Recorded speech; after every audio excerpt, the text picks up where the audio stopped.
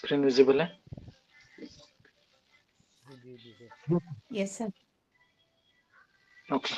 सो कल तक हमने जो अंडरस्टैंड किया था वो डिविजनल चार्ट्स के बारे में समझा था। डिविजनल चार्ट्स का जो बेसिक इंट्रोडक्शन है वो हमने कल स्टार्ट किया था।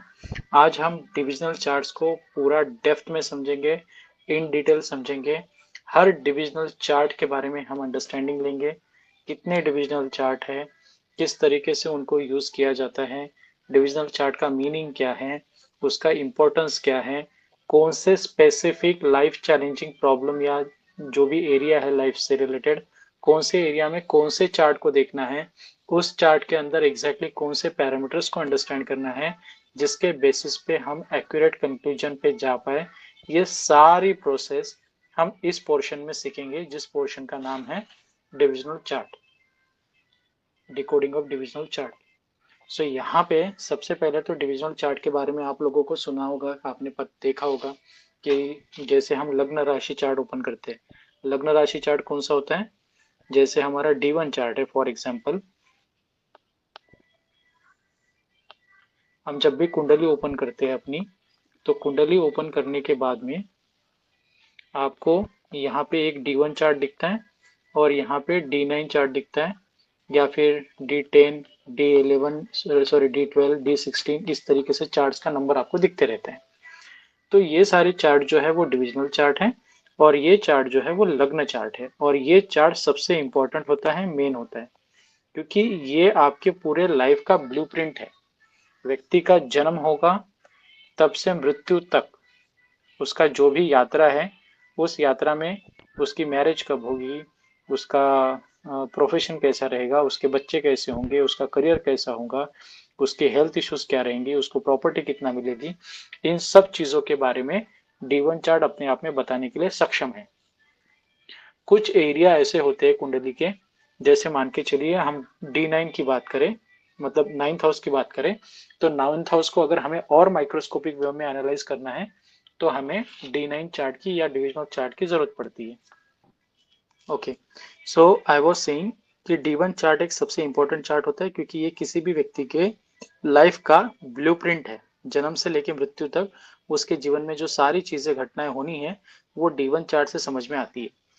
लेकिन अगर आपको माइक्रोस्कोपिक व्यू में देखना है कि एग्जैक्टली किस तरीके से रहेगा, क्योंकि हमने देखा है कोई भी एक हाउस जो होता है कुंडली का वो मल्टीपल चीजों को रिप्रेजेंट करता है।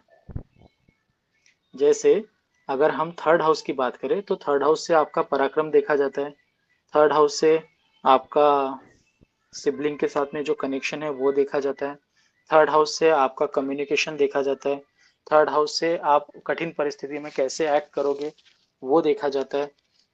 अगर थर्ड हाउस से आपको ये भी समझ में आता है कि कठिन परिस्थिति में अगर व्यक्ति बैठा है या फिर अटक पड़ा है तो उस परिस्थिति में से वो कैसे निकलेगा।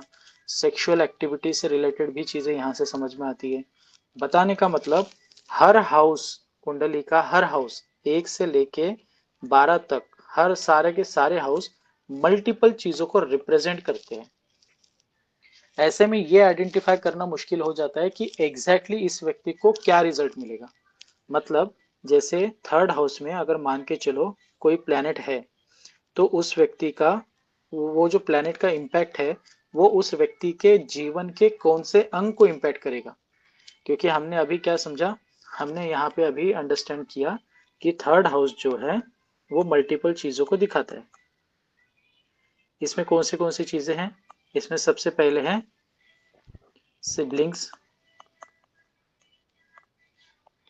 बाद में व्यक्ति का करेज, कम्युनिकेशन,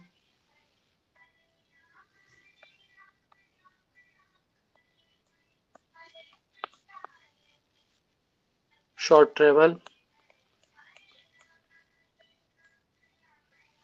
बहुत सारी चीजें सिर्फ एक थर्ड हाउस से आपको समझ में आती है। लेकिन इसके अंदर मान के चलो मंगल जैसा प्लेनेट बैठा है उदाहरण के लिए, अब मंगल एग्जैक्टली किस चीज के लिए कैसा फल देगा। जैसे सिबलिंग के साथ में है तो कैसा रिलेशन बनाएगा, करेज है तो करेज की क्वालिटी कम रहेगी या ज्यादा रहेगी उस पर्टिकुलर नेटिव के चार्ट में, कम्युनिकेशन से रिलेटेड है तो कम्युनिकेशन किस तरीके का रहेगा, अगर मान के चलिए शॉर्ट ट्रैवल है तो शॉर्ट ट्रैवल में सक्सेस होगा या नहीं होगा, ये सारी चीजें हमें डिकोड करनी होती है, इन डेप्थ देखनी होती है, जो हम देख पाते हैं डिविजनल चार्ट के बेसिस पे। समझ आया डिविजनल चार्ट क्यों इंपॉर्टेंट होते हैं, क्यों हम देखते हैं? अगर जी हम सर। थर्ड हाउस की जगह कोई भी हाउस को पकड़ ले, जैसे हम एग्जांपल के लिए फिफ्थ हाउस को कंसिडर करते हैं, अगर हम फिफ्थ हाउस को अंडरस्टैंड करें तो ऑब्वियसली फिफ्थ हाउस आपकी मेधा है, मेधा का मतलब आपकी ग्रास्पिंग पावर है, आपकी ब्रेन है, आपकी आत्मा को भी ये दिखाता है, आपका जो लव एंड रिलेशनशिप है उसको भी ये दिखाता है, राइट। इसके बाद में आपकी फर्स्ट चाइल्ड जो है, प्रथम संतान, उसको भी दिखाता है। अगर मान के चलिए ऐसी केस में फिफ्थ हाउस के अंदर कोई एक प्लेनेट बैठा हुआ है, जैसे चंद्रमा बैठा हुआ है, तो आप चंद्रमा का प्रेडिक्शन हर एरिया में करोगे, इस तरीके से बुद्धि होगी, इस तरीके से आत्मा होगी, इस तरीके से लव एंड रिलेशनशिप होगा, चंद्रमा के अकॉर्डिंग फर्स्ट चाइल्ड होगा। लेकिन चंद्रमा का एग्जैक्ट इफेक्ट कौन से एरिया में कितना डीप जा रहा है, कितना वीक जा रहा है, उस चीज का जब आपको डिटेल में एनालिसिस करना होगा, तब फिफ्थ हाउस से रिलेटेड जो रिस्पेक्टिव डिविजनल चार्ट होगा, हमें उसको देखना होगा। तब जाके हमें समझ में आएगा कि इस डिविजनल चार्ट के बेसिस पे कि ये जो फिफ्थ हाउस में बैठा हुआ चंद्रमा है, ये एग्जैक्टली कहाँ पे किस तरीके से कौन से एट्रीब्यूट को कम कर रहा है या कौन से एट्रीब्यूट को बढ़ा रहा है। ओके, तो बेसिकली डिविजनल चार्ट को देखने का इंपॉर्टेंस यही है, क्योंकि इससे हम किसी भी प्लेनेट के पर्टिकुलरली जो भी पोजीशन उसकी है, जो भी प्लेसमेंट उसकी है, उसके बेसिस पे हम ये अंडरस्टैंड कर सकते हैं कि उस व्यक्ति के जीवन में चीजें कैसी रहेगी उस पर्टिकुलर हाउस से रिलेटेड, जिसमें कोई प्लेनेट बैठा हो भी सकता है और नहीं भी हो सकता है। क्या यहां तक समझ में आया? सर अगर मल्टीपल प्लेनेट है तो उस हिसाब से उसको भी इसी से वो समझेंगे। आएंगे, वो नेक्स्ट का पार्ट है। अभी जितना मैंने जी जी जी समझाया वो आपको हाँ समझ में आया? जी प्रोक्षित, Yes, sir. समृद्ध, अनिता जी, जयश्री जी, यस सर। Yes, sir. क्योंकि ये जो मैं पढ़ा रहा हूँ ना, अगर आपको ये समझ में नहीं आया तो आगे की चीजें आपको समझ में नहीं आएगी। ये बहुत बेसिक में समझा रहा हूँ। और शुरू की जो 3 स्लाइड्स है, 2-3 स्लाइड जो है, वो बहुत इंपॉर्टेंट है। इसमें अगर कहीं पे भी आपको कोई भी डाउट है तो प्लीज यहीं पे पूछिए, क्योंकि बाद में क्लास के बाद अगर आप पूछेंगे तो वो उस तरीके से ना आपको समझ में आएगा, ना मैं समझा पाऊंगा। ओके अनिता जी, जयश्री जी, तो याद यहाँ पे अच्छे से Okay, अटेंटिव sir. All ध्यान रहिए।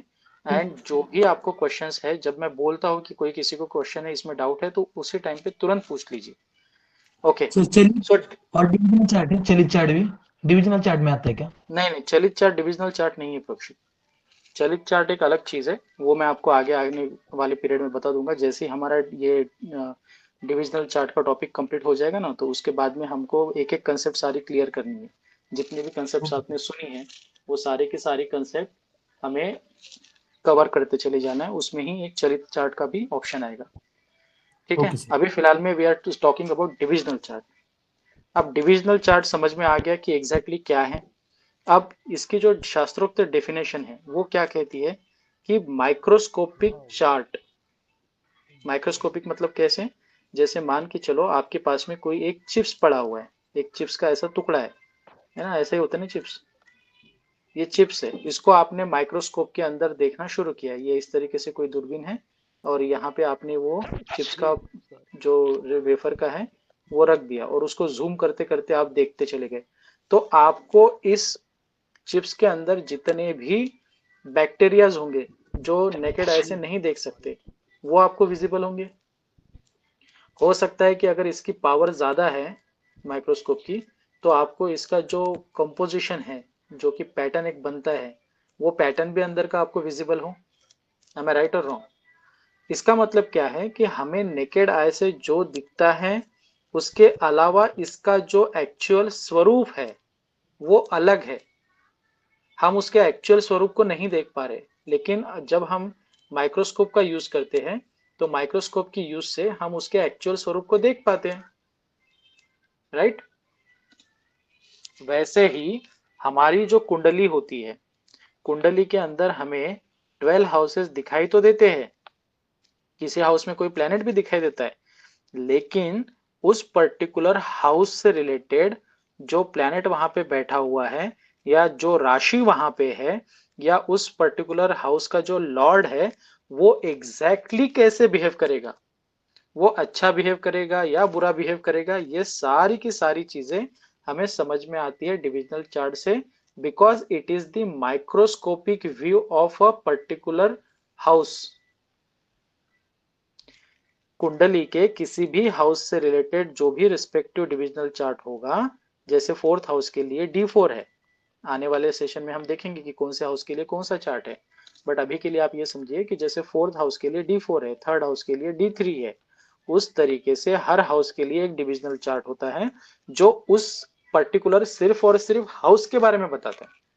यहाँ पे वो जो चार्ट है वो आपको बाकी चीजों के बारे में नहीं बताएगा। जैसे उदाहरण के लिए अगर हम इस एग्जाम्पल में जाए और हम इसे कहे कि ये D1 कुंडली है, लग्न कुंडली है, और ये तीसरा घर है और ये हमारा D3 है, तो ये जो D3 चार्ट है ना, ये सिर्फ और सिर्फ तीसरे घर के बारे में बताएगा। इसको कोई लेना देना नहीं पहले घर से, दूसरे घर से, चौथे घर से, बचे हुए जितने भी घर है उससे इसको कोई लेना देना नहीं है। ये याद रखिए, यहाँ पे D1 में जितने भी थर्ड हाउस को छोड़ के जितने भी हाउसेस बचे, इन सब हाउसेस से इसको कोई लेना देना नहीं है। किसको? D3 को। D3 सिर्फ और सिर्फ आपको थर्ड हाउस के बारे में बताएंगे।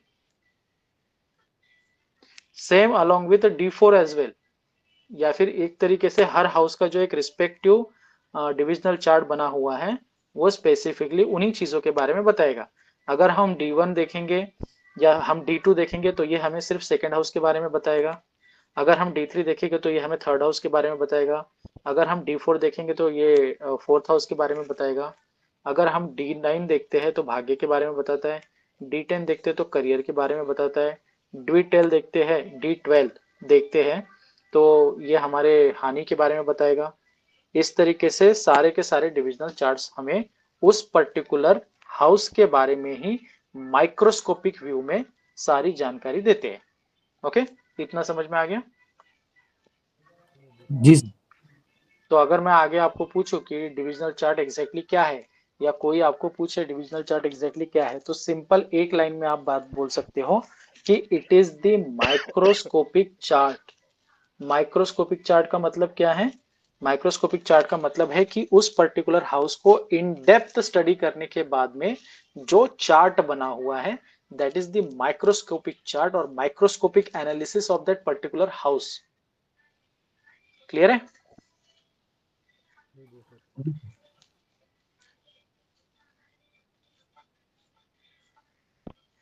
अनिता जी, माइक्रोस्कोपिक व्यू का मतलब होता है कि जैसे सूक्ष्मता, अति सूक्ष्मता से हम किसी चीज का अध्ययन करते हैं। ओके, देन डिविजनल चार्ट्स को मतलब क्या शो करता है, क्या प्रेजेंट करता है? एग्जैक्टली हमें ये तो समझ में आ गया कि डिविजनल चार्ट जो है वो किसी भी एक हाउस के बारे में हमें डिटेल में इंफॉर्मेशन देता है, राइट? लेकिन एग्जैक्टली क्या क्या इंफॉर्मेशन देता है, तो ये अभी अंडरस्टैंड कीजिए। हमारे इंटरनल प्लैनेट की स्ट्रेंथ उस पर्टिकुलर हाउस के अंदर जिसका वो डिविजनल चार्ट है, उस प्लैनेट का जो भी राशि होगा, राशि का स्वामी होगा। जैसे उदाहरण के लिए यहाँ पे हम चौथे हाउस को अगर कंसिडर करें, फोर्थ हाउस को अगर हम कंसिडर करें, और हमने यहाँ पे देखना है D4 चार्ट, तो D4 चार्ट का यहाँ पे जो D1 चार्ट है ना, इस D1 चार्ट के अंदर जो भी फोर्थ हाउस का स्वामी होगा, राशि लॉर्ड, यहाँ पे 1 से 1 से लेके 12 तक कोई ना कोई राशि होगी, राइट? अब यहाँ पे जो भी राशि आई है वो राशि का स्वामी इस पर्टिकुलर चौथे घर का मालिक बन गया। जैसे उदाहरण के लिए यहाँ पे 4 नंबर आया है, तो 4 नंबर का स्वामी हो गया चंद्रमा। तो चंद्रमा से रिलेटेड सारी चीजें आपको D4 में देखने को मिलेगी।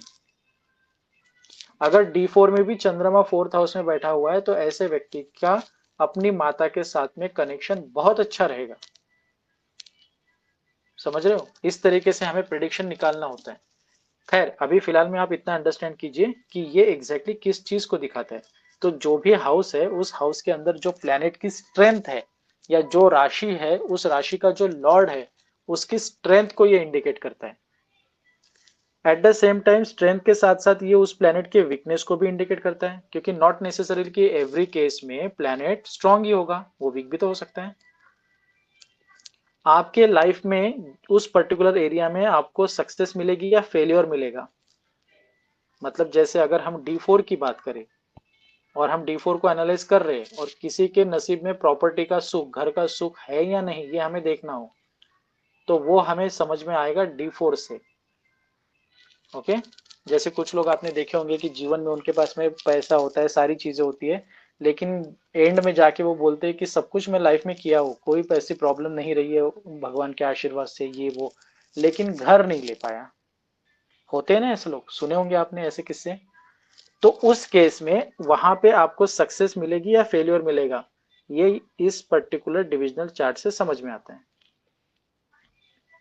Then true capability of planet, उस पर्टिकुलर प्लेनेट की एग्जैक्ट कैपेबिलिटी क्या है। अब यहाँ पे स्ट्रेंथ एंड वीकनेस बोलने के बाद में ये अगेन कैपेबिलिटी की बात कहाँ पे आ गई। देखो स्ट्रेंथ जो है वो एग्जॉल्टेड प्लेनेट से या एग्जॉल्टेड टर्म से रिलेटेड है, एंड वीकनेस जो है वो डेबिलिटेड से रिलेटेड है। मतलब जो एक एक्सट्रीम पॉइंट होते हैं ना, जैसे आपका जर्नी मुंबई से शुरू हुआ और दिल्ली में खत्म हुआ, तो आपका मुंबई हुआ स्टार्टिंग पॉइंट, दिल्ली हुआ एंडिंग पॉइंट। तो मुंबई से दिल्ली जाने तक ये जो स्टार्टिंग पॉइंट है एंड एंडिंग पॉइंट है, इसके बीच में तो बाकी कुछ ना कुछ सिटीज लगी होंगी ना। वैसे ही ये जो एग्जॉल्टेड प्लेनेट है, मतलब सबसे ज्यादा हाई पोटेंशियल फेज में, हाई पोटेंशियल फेज में, और डेबिलेटेड है मतलब सबसे ज्यादा लो में, मतलब सबसे ज्यादा उसकी स्ट्रेंथ जिस पॉइंट पे है वहां पे, और सबसे ज्यादा लो वो जिस पॉइंट पे है वहां पे, और इसके बीच का जो भी इसका इन्वॉल्वमेंट होगा या कहीं ना कहीं वो रुका होगा, वो भी कैपेबिलिटी इसकी शो करती है। अगर मान के चलो ये 20% है, ये 40% है, ये 80% है, तो उस तरीके से उसकी कैपेबिलिटी समझ में आएगी कि वो कितना कैपेबल है चीजें करने के लिए। वो जल्दी चीजें कर पाएगा, लेट कर पाएगा, किस तरीके से उसका परफॉर्मेंस होगा, वो यहाँ पे समझ में आता है हमें। देन वॉट एवर कोई भी पर्टिकुलर डोमेन, जैसे मैंने आपको अभी बात बताई थी कि डिविजनल चार्ट जो है या फिर कोई भी D1 चार्ट, मतलब हमारी जो लग्न कुंडली है, लग्न कुंडली का एक ही हाउस मल्टीपल चीजों को दिखाता है। उन मल्टीपल चीजों में से स्पेसिफिक डोमेन, जैसे थर्ड हाउस का मैंने एग्जांपल लिया था, आपको पता है कि थर्ड हाउस सिबलिंग्स को दिखाता है, आपके सबकॉन्शियस को दिखाता है, आपके शॉर्ट ट्रैवल को दिखाता है, आपके पड़ोसियों को दिखाता है, ऐसे बहुत सारी चीजों को दिखाता है। लेकिन स्पेसिफिकली पड़ोसियों के साथ में आपका बिहेवियर कैसा होगा, स्पेसिफिकली आपका कम्युनिकेशन कैसा होगा, स्पेसिफिकली आपके सिबलिंग के साथ आपके रिलेशन कैसे होंगे, स्पेसिफिकली जो शॉर्ट ट्रैवल आप करोगे वो आपके लिए लकी साबित होगी या अनलकी साबित होगी, ये जो इन डेप्थ एनालिसिस है, ये हमें कहाँ से मिलता है, उस पर्टिकुलर हाउस के डिविजनल चार्ट से। मतलब बताने का मतलब ये है कि एक स्पेसिफिक एरिया में उस पर्टिकुलर हाउस का क्या रोल रहेगा, उसकी क्या स्ट्रेंथ रहेगी, वो किस तरीके के रिजल्ट दे पाएगा। ओके। देन D1 चार्ट में कभी कभी हमें ऐसी चीजें जो है वो ऊपर ऊपर में समझ में आती है, लेकिन D1 चार्ट के अलावा भी, जैसे एक एग्जांपल मैं आपको दूंगा यहाँ पे, यहीं पे ये इसी एग्जांपल में समझिए, या फिर let me right new one. जैसे मान के चलिए ये मिथुन लग्न की कुंडली है। अब मिथुन लग्न की कुंडली है मतलब यहाँ पे चौथे घर में बुध आ गया, राइट। मान के चलिए कि आपको D1 में चौथे घर का स्वामी चौथे घर में दिख रहा है, लेकिन जब हम D4 में जाते हैं, ओके, जब हम D4 में जाते हैं तो यहाँ पे बन गया तुला लग्न। तुला लग्न यहाँ बन गया, इसका मतलब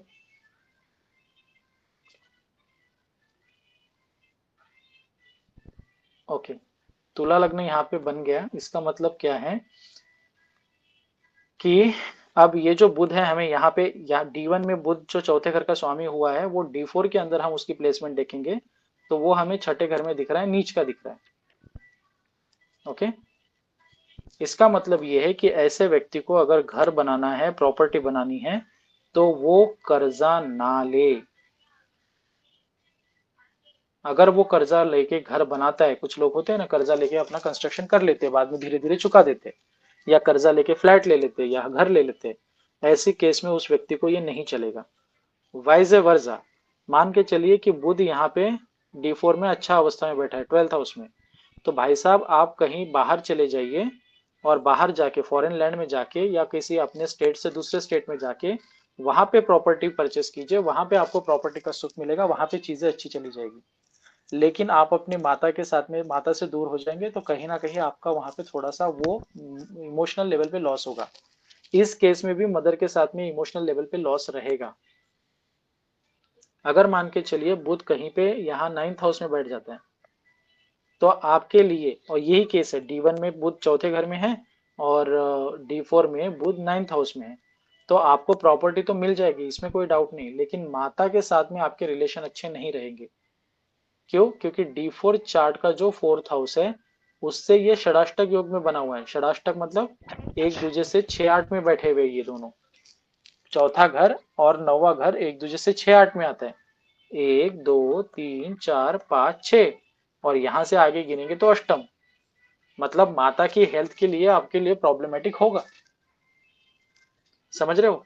डिविजनल चार्ट एक ही है, मतलब D1 चार्ट जो है वो एक ही है, लेकिन उसके डिविजनल चार्ट के कैलकुलेशन के बेसिस पे प्रेडिक्शन हर लेवल पे चेंज हो रहा है। ये समझ आ रहा है या नहीं? सर एक ही पूछा था, जो आपने अभी चौथा हाउस का लिखा हुआ था D1 में, वो उसमें 6 था, मतलब आपने कहा थर्ड फोर्थ, थर्ड की लगन थी, मतलब मिथुन का लगन था, और सिक्स्थ में हमारा D4 था, है ना? तो जो D4 का चार्ट बनेगा तो उसमें कन्या राशि मतलब 6 से ही स्टार्ट होगा ना, कि 7 से स्टार्ट होगा, तुला से स्टार्ट होगा? नहीं, नॉट नेसेसरी। अच्छा, मतलब नॉट नेसेसरी। वो किसी से भी ये जो स्टार्ट हो है ये सकता है? डिपेंड करता है आपके, that is a part of calculation. वो किसी से भी स्टार्ट हो, हमें उसका कैलकुलेशन में नहीं जाना है। क्योंकि अभी पहले कैसे होता था ना कि कुंडलियां जो बनती थी वो हाथ से बनती थी, जी जी जी जी सर। पंचांग से हाथ से बनती थी, तो उसमें मल्टीपल स्टेप्स बन जाते थे।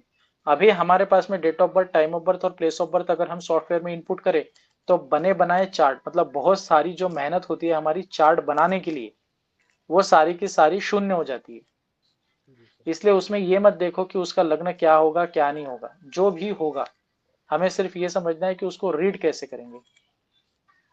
और मैक्सिमम केसेस में ऐसा होता है, जैसे देश काल परिस्थिति या फिर जो मतलब अक्षांश और रेखांश होता है ना, लैटिट्यूड एंड लॉन्जिट्यूड, उसके बेसिस पे मान के चलो D1 में मेष लग्न है तो डिविजनल चार्ट में हो सकता है पाइसिस असेंडेंट आ जाए या फिर हो सकता है टॉरस असेंडेंट आ जाए। मैक्सिमम केसेस में मेष लग्न आएगा, इज नॉट कंपलसरी, वो चक्र घूमता है। जैसे एक शैडो होती है, आप सनलाइट के अंदर, सनलाइट सूर्य के नीचे आप खड़े हो और आपने एक पेन वहां पे रख दिया, एक काठी आपने रख दी, तो उस काठी की जो इमेज है वो उसके नीचे नहीं आएगी। जैसे जैसे सूर्य चेंज होता जाएगा ना अपने प्लेसमेंट से, वैसे वैसे उसकी शैडो आपको जमीन पे अलग अलग लेवल पे दिखेगी। शैडो है कहीं, सॉरी, जो लाठी है वो है एक जगह पे, लेकिन उसकी शैडो अलग अलग जगह से होके आ रही है। ये समझ रहे हो आप? जी सर, जी सर। बताने का मतलब ये जो है ना, ये कैलकुलेशन का पार्ट है जिसमें जाने की हमें जरूरत नहीं है। हमें सिर्फ इतना समझना है कि डिविजनल चार्ट क्या है, डिविजनल चार्ट किस तरीके से काम करता है। आगे चल के जब हम एक एक डिविजनल चार्ट को देखेंगे तो हम एक एक एग्जांपल लेके उसको डिकोड भी करेंगे। इतना आप जंपिंग स्टेप में मत जाओ, स्टेप बाय स्टेप जी चलिए। सर, जी। Then fine detailing of each event. जीवन में जितने भी इवेंट होते हैं उन इवेंट को वो डिटेल में शो करता है। देन इसके बाद में डिविजनल चार्ट को रीड करने की एक पद्धति है। यहाँ पे हमें डिविजनल चार्ट को डिकोड करने के लिए कुछ स्टेप्स को अंडरस्टैंड करना होगा, कुछ स्टेप्स को हमें फॉलो करना होगा, लेकिन फॉलो तो हम तभी कर पाएंगे जब हमें स्टेप्स पता होगी, राइट? तो चलिए एक एक करके स्टेप्स को समझते हैं। सबसे पहली स्टेप क्या कहती है? पहली स्टेप कहती है कि always start with D1 chart. हमेशा D1 चार्ट से शुरू करो। जैसे एग्जांपल, हमने यहाँ पे D1 चार्ट से शुरू कर लिया, ये किसी व्यक्ति का D1 चार्ट है और ये किसी व्यक्ति का D4 चार्ट है, डिविजनल चार्ट है, जो आपको D1 चार्ट के 4th हाउस के रिलेटेड जो डिटेल आइडिया है वो देगा, राइट? अब सेकंड स्टेप क्या कहती है? चेक द लग्न of divisional chart. Second step कहती है कि डिविजनल चार्ट के लग्न को अंडरस्टैंड करो। जैसे ये डिविजनल चार्ट है D4, इसका जो लग्न है, ये जो इसका लग्न है, हमें इसके लग्न को कंसिडर करना है कि लग्न में इसको हम लग्न में क्या कंसिडर करना है वो आगे समझेंगे हम। सिर्फ हमें सबसे पहले फोकस जो करना है अपना, वो कहाँ पे करना है, आपके डिविजनल चार्ट के लग्न के ऊपर। ठीक है, हमने ये भी कर दिया। उसके बाद क्या करना है, एनालाइज द लग्न लॉर्ड एंड डिविजनल चार्ट। तीसरी स्टेप क्या कहती है कि डिविजनल चार्ट का जो लग्नेश है, इसका जो लग्नेश है, जैसे मान के चलिए फॉर एग्जांपल डिविजनल चार्ट हमने ओपन कर लिया और डिविजनल चार्ट के ऊपर अंदर जो लग्नेश है या फिर जो राशि आई हुई है वो है सिंह राशि। तो सिंह राशि का लॉर्ड कौन हुआ, लग्नेश कौन हुआ इस केस में डिविजनल चार्ट में, अनीता जी? चंद्र हुआ। ठीक है, yes sir. Okay, very good. तो नहीं सर, सूर्य। बहुत बढ़िया। तो यहाँ पे जो सिंह राशि है, जो डिविजनल चार्ट में फर्स्ट फर्स्ट हाउस में बैठी हुई है, उसका स्वामी है सूर्य। तो हम इस कुंडली में, किस कुंडली में, हम इस डिविजनल चार्ट में सबसे पहले अंडरस्टैंड करेंगे सूर्य को। मान के चलो सूर्य बैठा है 7वें घर में। हमने पहले D4 में देखा लग्न कहाँ है, लग्न की लग्नेश कौन है, लग्नेश की हमने प्लेसमेंट देख ली, मतलब we have analysed it. Then उसके बाद चौथी स्टेप क्या कहती है, चेक द कारका planet for the specific area. अब D4 चार्ट में 7वें घर का कारकास नेचुरल कारका होते हैं, जैसे second house, third house, sorry second house and seventh house, second house and seventh house, ये किसकी राशि है कालपुरुष की कुंडली में,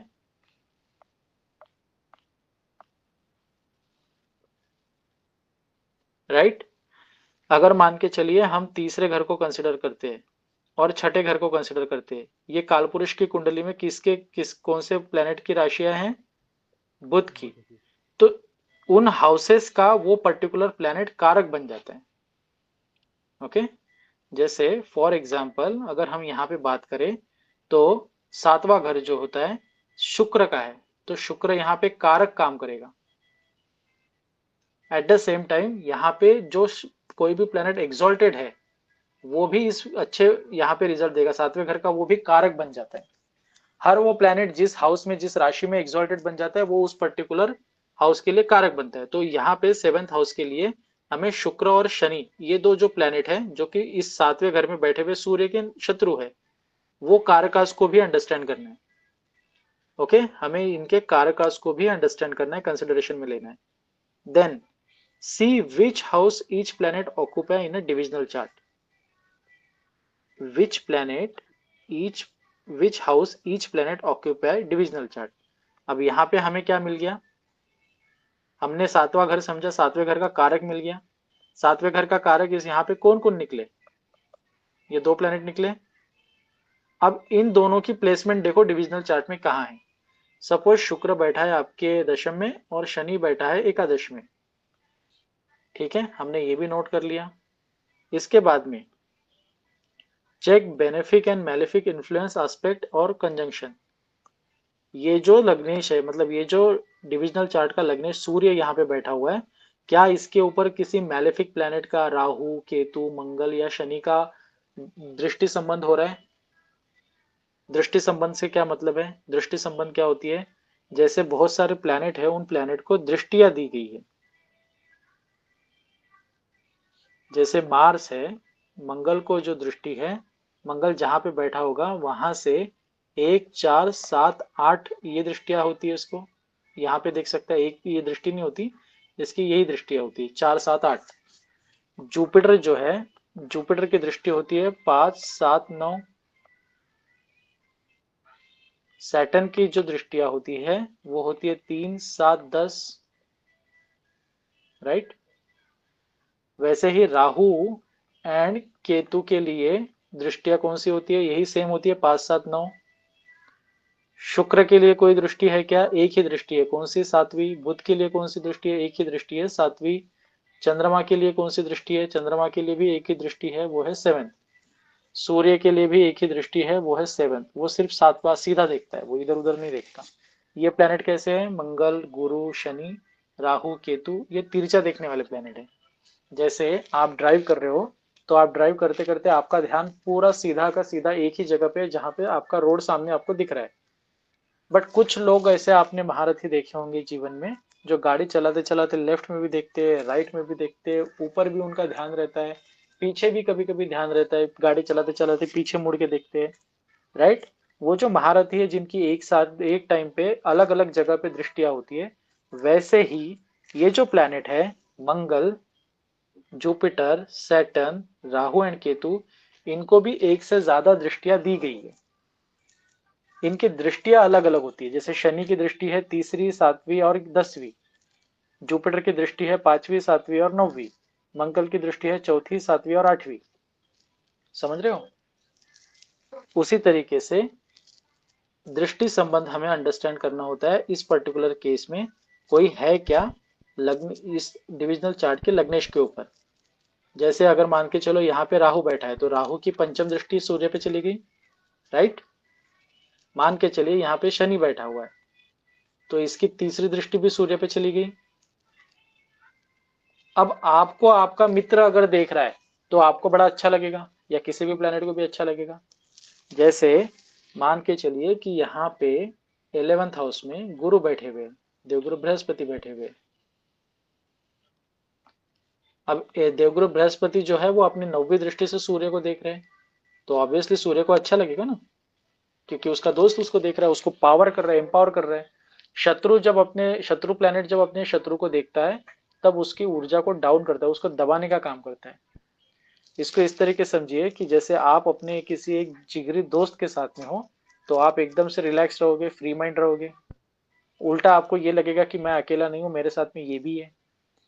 खुदा ना खास्ता कुछ अगर छोटा मोटा कुछ चीजें हो जाती है, तो आपको एक तरीके से बल महसूस होगा ना उस व्यक्ति के साथ में होने की वजह से। लेकिन वहीं पे मान के चलिए आप ऐसे सिचुएशन में अटक गए कि जहाँ पे आपका कुछ लोगों के साथ में पहले पास्ट में झगड़ा हो गया, और आप एक इवेंट में वहां पे बैठे हो, और आपके सराउंडिंग में सारे ऐसे लोग हैं जिनके साथ में आपका कुछ ना कुछ क्रॉस है। आप वहां पे कैसे रहोगे? आप वहां पे अलर्ट मोड में रहोगे, सतर्क मोड में रहोगे, कि कोई पिछले टाइम की कोई खुन्नस ना निकाल ले। समझ रहे हो? तो बताने का मतलब, अब वहां पे आप अनकंफर्टेबल हो। इसी तरीके से जब भी कोई प्लैनेट किसी हाउस में बैठता है और उसको उसके एस्पेक्ट मतलब शुभ प्लैनेट जो है वो देखते हैं, या उसके मित्र प्लैनेट देखते हैं, तो वो कंफर्टेबल हो जाता है। वही अगर शत्रु प्लैनेट देखते हैं तो वो अनकंफर्टेबल होता है। जैसे इस केस में, इस एग्जाम्पल में, सूर्य जो 7वें घर में बैठा हुआ है, उसको राहु भी देख रहा है और उसको शनि भी देख रहा है और उसको गुरु भी देख रहा है। तो ये यहाँ पे कैसा है? 50-50 है। मतलब थोड़ा कंफर्टेबल भी है, थोड़ा अनकंफर्टेबल भी है, थोड़ा कंफर्टेबल भी है, थोड़ा अनकंफर्टेबल भी है। समझ रहे हो? इस तरीके से यहाँ पे इसकी सूर्य की प्लेसमेंट है, पोजीशन है। अब छठी स्टेप क्या कहती है? नेक्स्ट स्टेप क्या कहती है? Check benefic and malefic influence हो गया। देन 7वीं स्टेप क्या कहती है? Last one, verify D1 with relevant divisional chart. अब इसका क्या मतलब है? अब यहाँ पे आइए, हमारे पास में ये डिविजनल चार्ट है। इस डिविजनल चार्ट के अंदर चौथे घर का जो स्वामी है वो सपोज चंद्रमा बना हुआ है। अब चंद्रमा इस कुंडली का स्वामी बना है चौथे घर का, लेकिन वो जाके बैठा है अष्टम में। सपोज चंद्रमा चौथे घर का स्वामी बना है लेकिन जाके बैठा है अष्टम में, नीच का हो गया, राइट। अब यहाँ पे तो चौथे घर का स्वामी कैसा हो गया? डेबिलेटेड हो गया। मतलब ये क्या हो गया? वीक हो गया ना। और यहाँ पे जो चौथे D4 चार्ट का जो लग्नेश है, वो किस अवस्था में बैठा हुआ है? वो भी थोड़ा एवरेज अवस्था में बैठा है। ये स्ट्रांग नहीं है ना वीक भी नहीं है। Then what we will say, हम इसको कहेंगे कि ये एवरेज प्लेसमेंट है इसके लिए। करेक्ट है?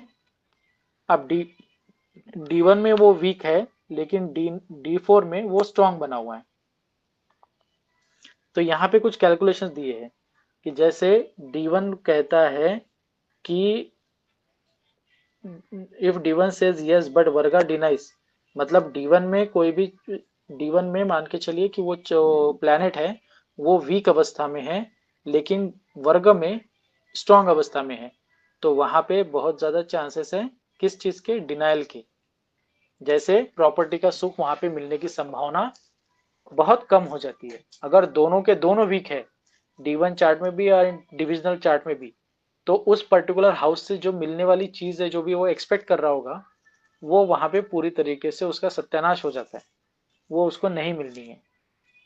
ये समझ में आ रहा है? जिसमें स्क्रीन थोड़ा दिख नहीं रही, लग रहा स्टक हो गई है।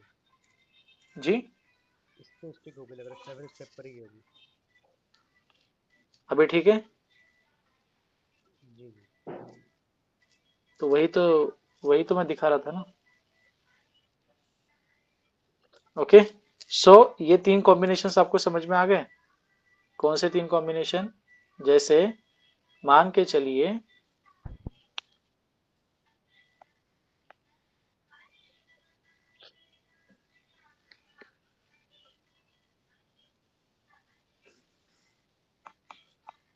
D1 and D4। हमने इसमें D1 में D4 मतलब चौथे घर का जो स्वामी है वो मार्क कर लिया, और D4 में लग्नेश को मार्क कर लिया, लग्नेश की स्थिति को एनालाइज कर लिया, अंडरस्टैंड कर लिया।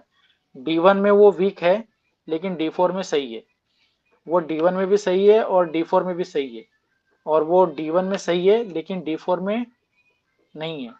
अगर वो D1 में नहीं है, सही नहीं है, और डिविजनल चार्ट में वो अच्छी अवस्था में है, इसका मतलब है डिले। अगर वो D1 में अच्छी अवस्था में है लेकिन डिविजनल चार्ट में वो अच्छी अवस्था में नहीं है, इसका मतलब है डिनाइल। और वो दोनों जगह पे सही है, इसका मतलब है कि वो स्ट्रांग है, वहां पे उसको 100% वो चीज मिलेगी। ये समझ आया? Delay, strong and denial. जैसे जी सर। चौथे घर का स्वामी D1 में बन रहा है, वो अच्छी अवस्था में दिख रहा है आपको चौथे घर में, बढ़िया है। मतलब D1 जो लग्न कुंडली है उसमें आपका जो चौथे घर का स्वामी है वो अच्छी प्लेसमेंट है, उसको ठीक ठाक प्लेसमेंट है। लेकिन जब आपने उसको और डिकोड करने के लिए, माइक्रोस्कोपिक व्यू में देखने के लिए D4 चार्ट देखा, तो आपको पता चला अरे ये तो बहुत ही अनफेवरेबल सिचुएशन में बैठा हुआ है, सीधा वहां पे डिनाइल है। अब इस केस में आप ये एक्सपेक्ट नहीं कर सकते कि चौथा घर का स्वामी D1 में अच्छी अवस्था में है इसलिए आपको प्रॉपर्टी का सुख मिलेगा। आपको प्रॉपर्टी का सुख यहाँ पे नहीं मिलेगा। जी सर। अगर मान के चलो वो D1 में अच्छी अवस्था में है और डिविजनल चार्ट में भी अच्छी अवस्था में है, तो बहुत जल्दी और बहुत अच्छा सुख मिलेगा, मतलब बड़ा घर मिलने की संभावना बहुत बढ़ गई आपकी। मान के चलिए D1 में वो नहीं दिखा रहा है, ठीक से नहीं है, लेकिन डिविजनल चार्ट में है, इसका मतलब है कि आपको देरी से चीजें मिलेगी बट मिलेगी जरूर। समझ में आ गई ये? जी सर। तो कुछ लोग आपको बोलते हैं कि मेरी कुंडली देखो, क्या मेरे नसीब में शादी है या नहीं। मेरी कुंडली देखो, मेरे नसीब में बच्चा है या नहीं। मेरी कुंडली देखो, मेरे नसीब में बिजनेस है या नहीं। मेरी कुंडली देखो, मेरा भाग्य मुझे साथ कभी जीवन में देगा या नहीं। मेरी कुंडली देखो, कभी मैं कोर्ट केसेस से बाहर निकल पाऊंगा या नहीं। मेरी कुंडली देखो, मेरा कोई एक्सवाईजी, या मेरे एक्सवाईजी की कुंडली देखो, क्योंकि वो प्रेत बाधा से या तंत्र से पीड़ित है, वो कभी जीवन में उसमें से निकलेगा या नहीं। बताने का मतलब, डिविजनल चार्ट आपको ये कंफर्मेशन देता है कि उस पर्टिकुलर लाइफ के एरिया में आपको जो प्रॉब्लम्स है आप उसमें से निकल पाओगे या नहीं पाओगे। ओके, ये क्लियर हो गया? ये समझ में आ गया सबको? जो भी सेवन स्टेप्स जो भी 7 स्टेप्स मैंने आपको बताई है, हर स्टेप को 2-2 बार 3-3 बार अभी के अभी शांति से पढ़ लीजिए।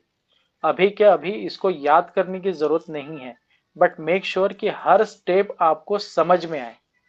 अगर स्टेप समझ में आ रही है अभी इस प्रेजेंट मोमेंट में, और बाद में आप इसको देखोगे, चल जाएगा।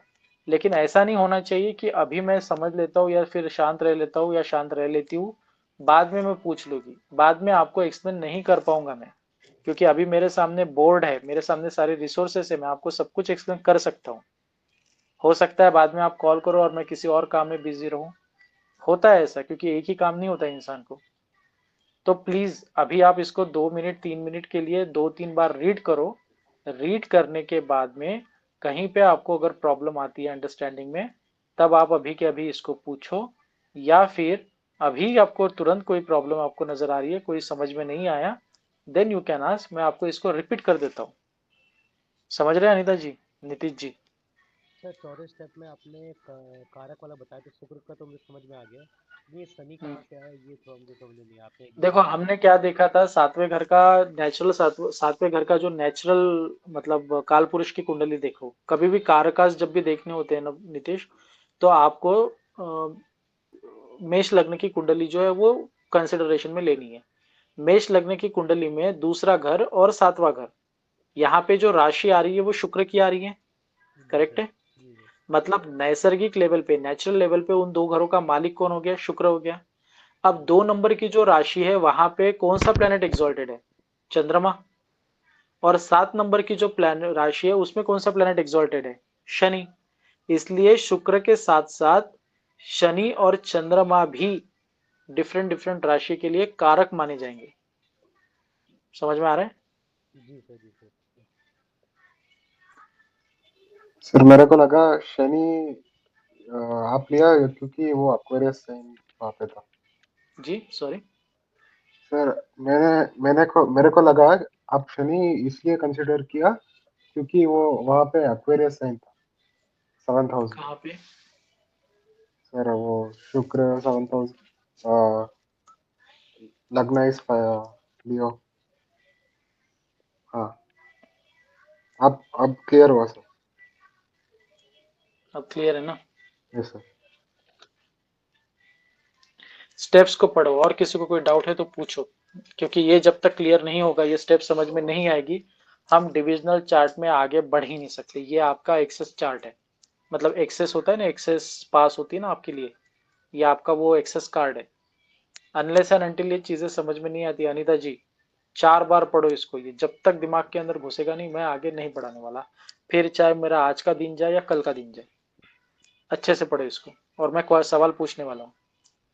अब इस चीज से हम भाग नहीं सकते, इस चीज को हमने करना ही करना है। जय श्री जी, आप भी।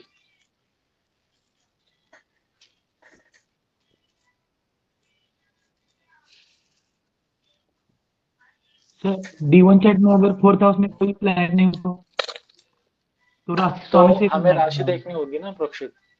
हाँ, राशि लॉर्ड से देखना है क्या फिर? हाँ, राशि लॉर्ड से। अगर मान के चलिए 4th हाउस में, 4th हाउस का लॉर्ड नहीं बैठा हुआ है, कोई और प्लेनेट बैठा हुआ है, तो डिविजनल चार्ट में जो प्लेनेट D1 में बैठा हुआ है हम उसको भी देखेंगे, और जो राशि का स्वामी है उसको भी देखेंगे, and at the same time जो डिविजनल चार्ट का लग्नेश बना हुआ है उसको भी देखेंगे। मैं एग्जांपल लूंगा अभी।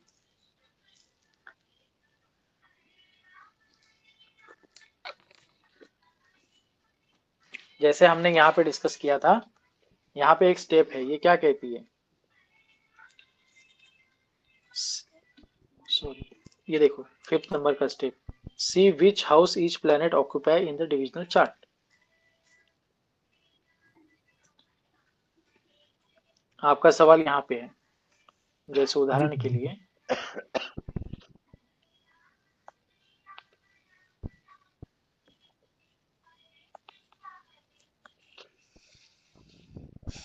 उदाहरण के लिए ये D1 है और हमने D3 ले लिया कंसिडरेशन में, और ये धनु लग्न की कुंडली है,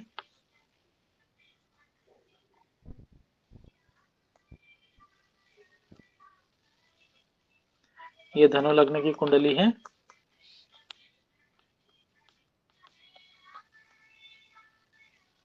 ठीक है।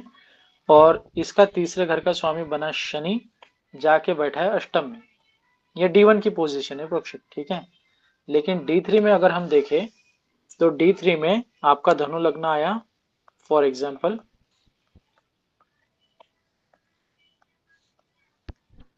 और शनि आपको दिखा 11th हाउस में उच्च का,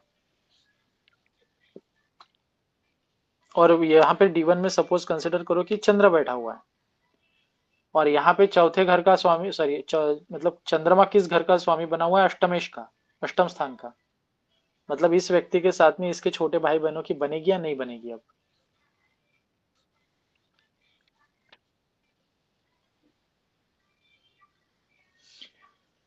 समझ नहीं आया? सर जी, एक बार प्लीज। अरे ओके, ठीक है। जैसे मान के चलो फॉर एग्जाम्पल, ये आपका डिविजनल चार्ट बना हुआ है,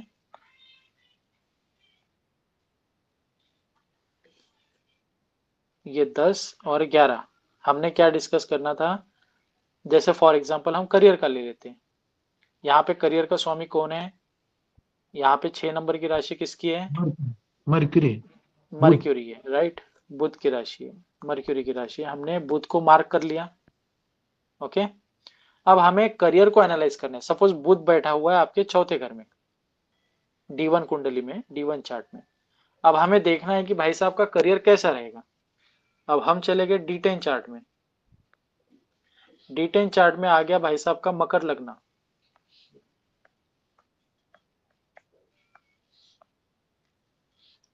और यहाँ पे आपको दिख गया शनि और शुक्र।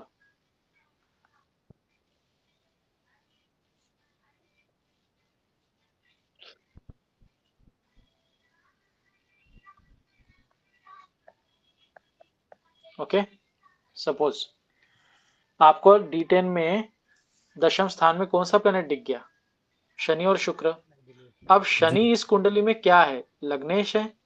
अभी आपका लग्नेश अपने घर से 10वें जाके कैसी अवस्था में बैठा है, एग्जॉल्टेड अवस्था में, उच्च की अवस्था में बैठा हुआ है, जी सर राइट। लेकिन इसके साथ में 10वें घर का जो D10 का 10वां घर है, तुला राशि, उसका स्वामी भी बैठा हुआ है। मतलब D10 चार्ट का जो 10वां घर है वो बहुत ज्यादा प्रोमिनेंट बन गया। जी सर अब इस केस में क्या हम कहेंगे D1 देख के ओनली कि भाई आपको लाइफ में जॉब नहीं मिलेगी, आपका काम नहीं चलेगा? नहीं सर हम गलत है इस केस में, क्योंकि जी उसको सर जी करियर का सुख अच्छे से मिलना है। तब प्रॉब्लम कहाँ पे आएगी, राइट, ये भी तो देखना है ना, प्रॉब्लम कहाँ पे आएगी।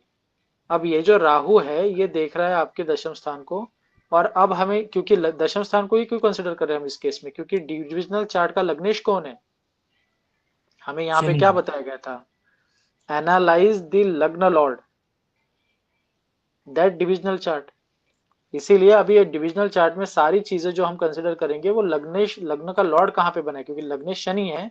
शनि कहाँ बैठा है, दशम स्थान में है। तो दशम स्थान पे कौन से अच्छे ग्रहों की या बुरे ग्रहों की दृष्टि जा रही है क्या, तो राहु की जा रही है दूसरे घर से। दूसरा घर किस चीज का है, आपकी वाणी का, आपकी स्पीच का। तो आप अपने करियर में आगे तो बढ़ेंगे, इसमें कोई डाउट नहीं, लेकिन कहीं ना कहीं आपकी जो वाणी है, जो स्पीच है, जो आप बोलचाल करते हो, जो कम्युनिकेशन का है, उसको थोड़ा सा आपको कंट्रोल में रखना जरूरी है। अगर आप ऐसा नहीं करेंगे तो आपको प्रॉब्लम आएगी। क्यों, क्योंकि D1 चार्ट में जो दशम का स्वामी है वो क्रॉस दे रहा है, लेकिन D10 चार्ट में यस दे रहा है। तो रिजल्ट क्या आना है, डिले। डीले इसका मतलब करियर में आपको सक्सेस डेफिनेटली मिलेगी।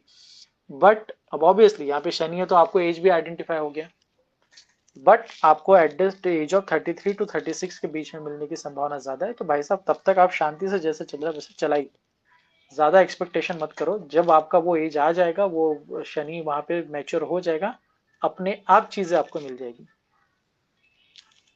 समझ में आया अभी? जी सर जी सर जी सर। प्रोक्षित, सॉरी समृद्ध। Yes sir. सर हाँ जी। वो शुक्र और शनि की जगह मतलब 10th हाउस में मार्स नहीं आता क्या, मार्स? आने के लिए तो कोई भी आ सकता है 1 से लेके 12 सर तक। नहीं नहीं, कारक, कारक आपने बताया सिग्निफिकेंट।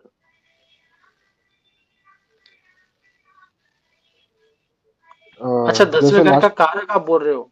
हाँ यस सर, जैसे हाँ, लास्ट तो पॉइंट में 10वें घर का बताया। कारक तो मंगल ही है ना, क्योंकि मंगल 10वें घर में काल पुरुष की कुंडली में उच्च का है। सर लास्ट चार्ट में बताया था कि आप देखो, सैटर्न को भी लेना अगेन है। मैं बताता हूँ, सुनो। जैसे मान के चलो आपके सामने कोई भी रैंडमली एक हाउस आ गया, फॉर एग्जांपल आपके सामने 4th हाउस आ गया। ओके, मेष लग्न की जो कुंडली है, पहले तो सबसे पहले आपको अभी आइडेंटिफाई करना है कि कौन से घर का कारक कौन है, राइट। तो आपने सबसे पहले किस कुंडली को याद करना है, मेष लग्न की कुंडली। वाई मेष लग्न की कुंडली, बिकॉज इट इज द कुंडली ऑफ काल पुरुष। वो इस काल पुरुष लॉर्ड विष्णु, राइट, सबसे पहले पुरुष जो इस सृष्टि में बने हुए हैं। उसके बाद में फिर देवता बने, ब्रह्मा बने, विष्णु बने, महेश बने, लॉर्ड, वो एक अलग थ्योरी है, that's a different story.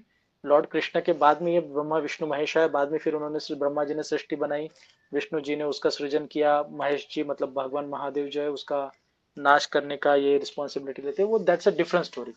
But सबसे प्रथम इस सृष्टि के अंदर सबसे प्रथम जो है वो जो भी है, क्योंकि कुछ ग्रंथ जो है ब्रह्म वैवर्त पुराण में जाएंगे तो उसे काल पुरुष को कृष्ण कहा जाता है, विष्णु पुराण में जाएंगे तो विष्णु को कहा जाता है, शिव पुराण में जाएंगे तो शिव को कहा जाता है। हमें उस डिबेट में नहीं पढ़ना है, उसके पीछे जो चीजें है, जो लॉजिक है, वो एक समथिंग डिफरेंट है। यहाँ पे बस इतना समझो कि काल पुरुष की कुंडली को हमें हमेशा रेफरेंस कंसिडर करना है। ओके,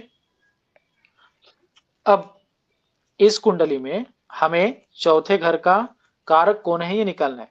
अब मुझे बताओ, काल पुरुष की कुंडली में चौथा घर किसका है?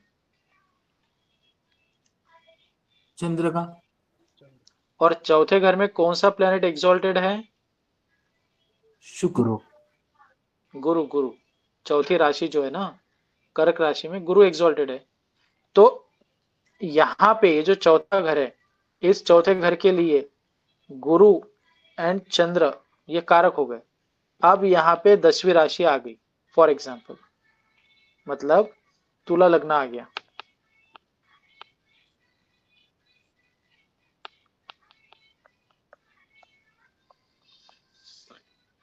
देखो यहाँ पे राशि वाइज तो गुरु नीच का है, लेकिन चौथे घर का वो हाउस वाइफ कारक है।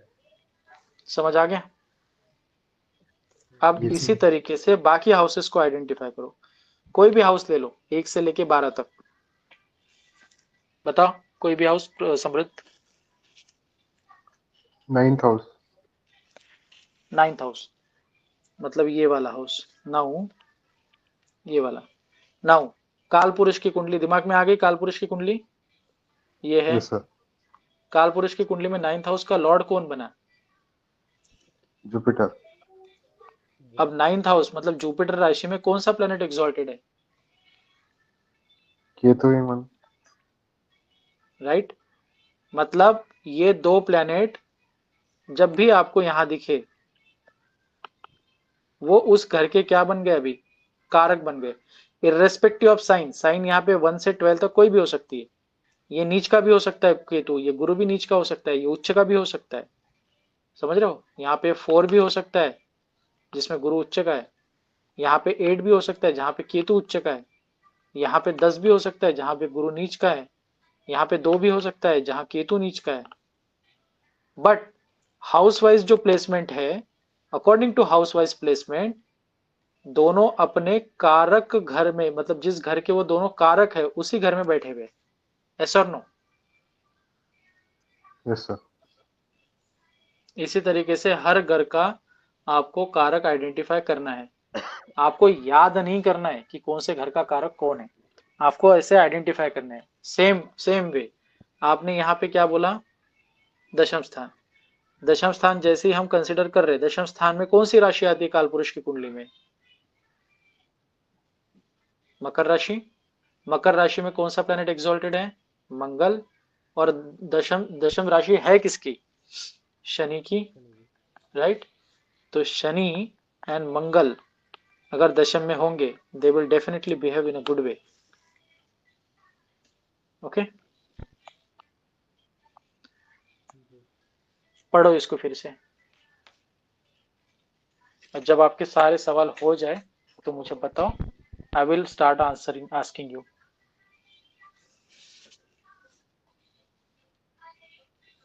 कोई भाग के नहीं जाएगा क्लास से, सबके सब यहीं पे रहेंगे। इंटरनेट नहीं चल रहा है, ये नहीं हो रहा है, वो नहीं हो रहा है, कोई नहीं जाएगा।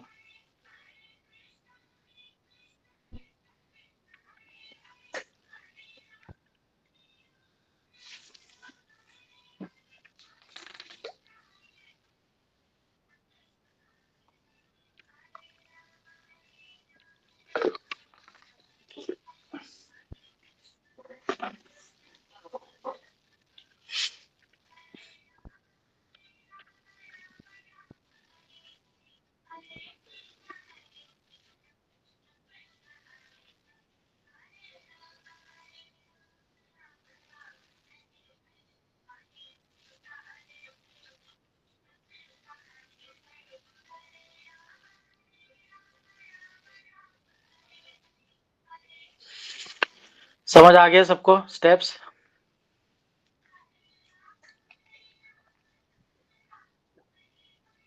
जी सर समझ में आ गया, तो क्वेश्चन पूछे जरा और क्लियर करते हैं। रोक्षित जी बताओ, सारे के सारे स्टेप्स एक बार एक्सप्लेन करो। D1 चार्ट से स्टार्ट करना है, मतलब और डिविजनल चार्ट का जो लग्न लॉर्ड है, लग्न है, उसका लॉर्ड का एनालिसिस करना है डिविजनल चार्ट में, बिल्कुल। ascendant पर। फिर कार का चेक करना है, मतलब फोर्थ हाउस अगर चेक करना है तो उसका कारक कौन सा है। फिफ्थ हाउस का अगर माइक्रोस्कोपिक व्यू देखना है तो उसका कारक कौन सा, स्पेसिफिक एरिया, ये उसका कहाँ कारक पे था चेक करेंगे हम? डिविजनल में, डिविजनल डिवीजन चार्ट में। चार्ट में, डिविजनल चार्ट में। फिर डिवीजन चार्ट में कौन से हाउस, कौन से प्लैनेट ऑक्यूपाई किए वो देखना है, कौन से प्लैनेट ने कौन से हाउसेज ऑक्यूपाई किए वो देखना है। बेनिफिक मेलेफिक का अगर कंजक्शन हो रहा है, अदृष्टि पड़ रही है, वो देखना है फिर। हम्म। और फिर D1 को वेरीफाई करना है, अगर D1 में वेरीफाई नहीं, D1 के साथ कंपेयर करना है। D1 के साथ कंपेयर करना है और डिले, डिनाइल और स्ट्रॉन्ग पोजीशन निकालना है। करेक्ट। इससे समझ में आएगा कि कैसा हाउस कैसे फंक्शन कर रहा है। जी सर। अनिता जी एंड जयश्री जी, आप दोनों में से कोई भी ये प्रोसेस फिर से एक्सप्लेन करके बताइए।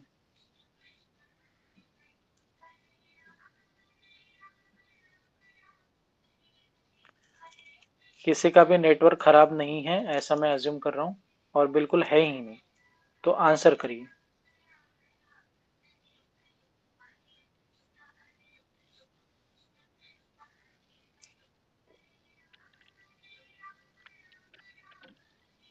जयश्री जी,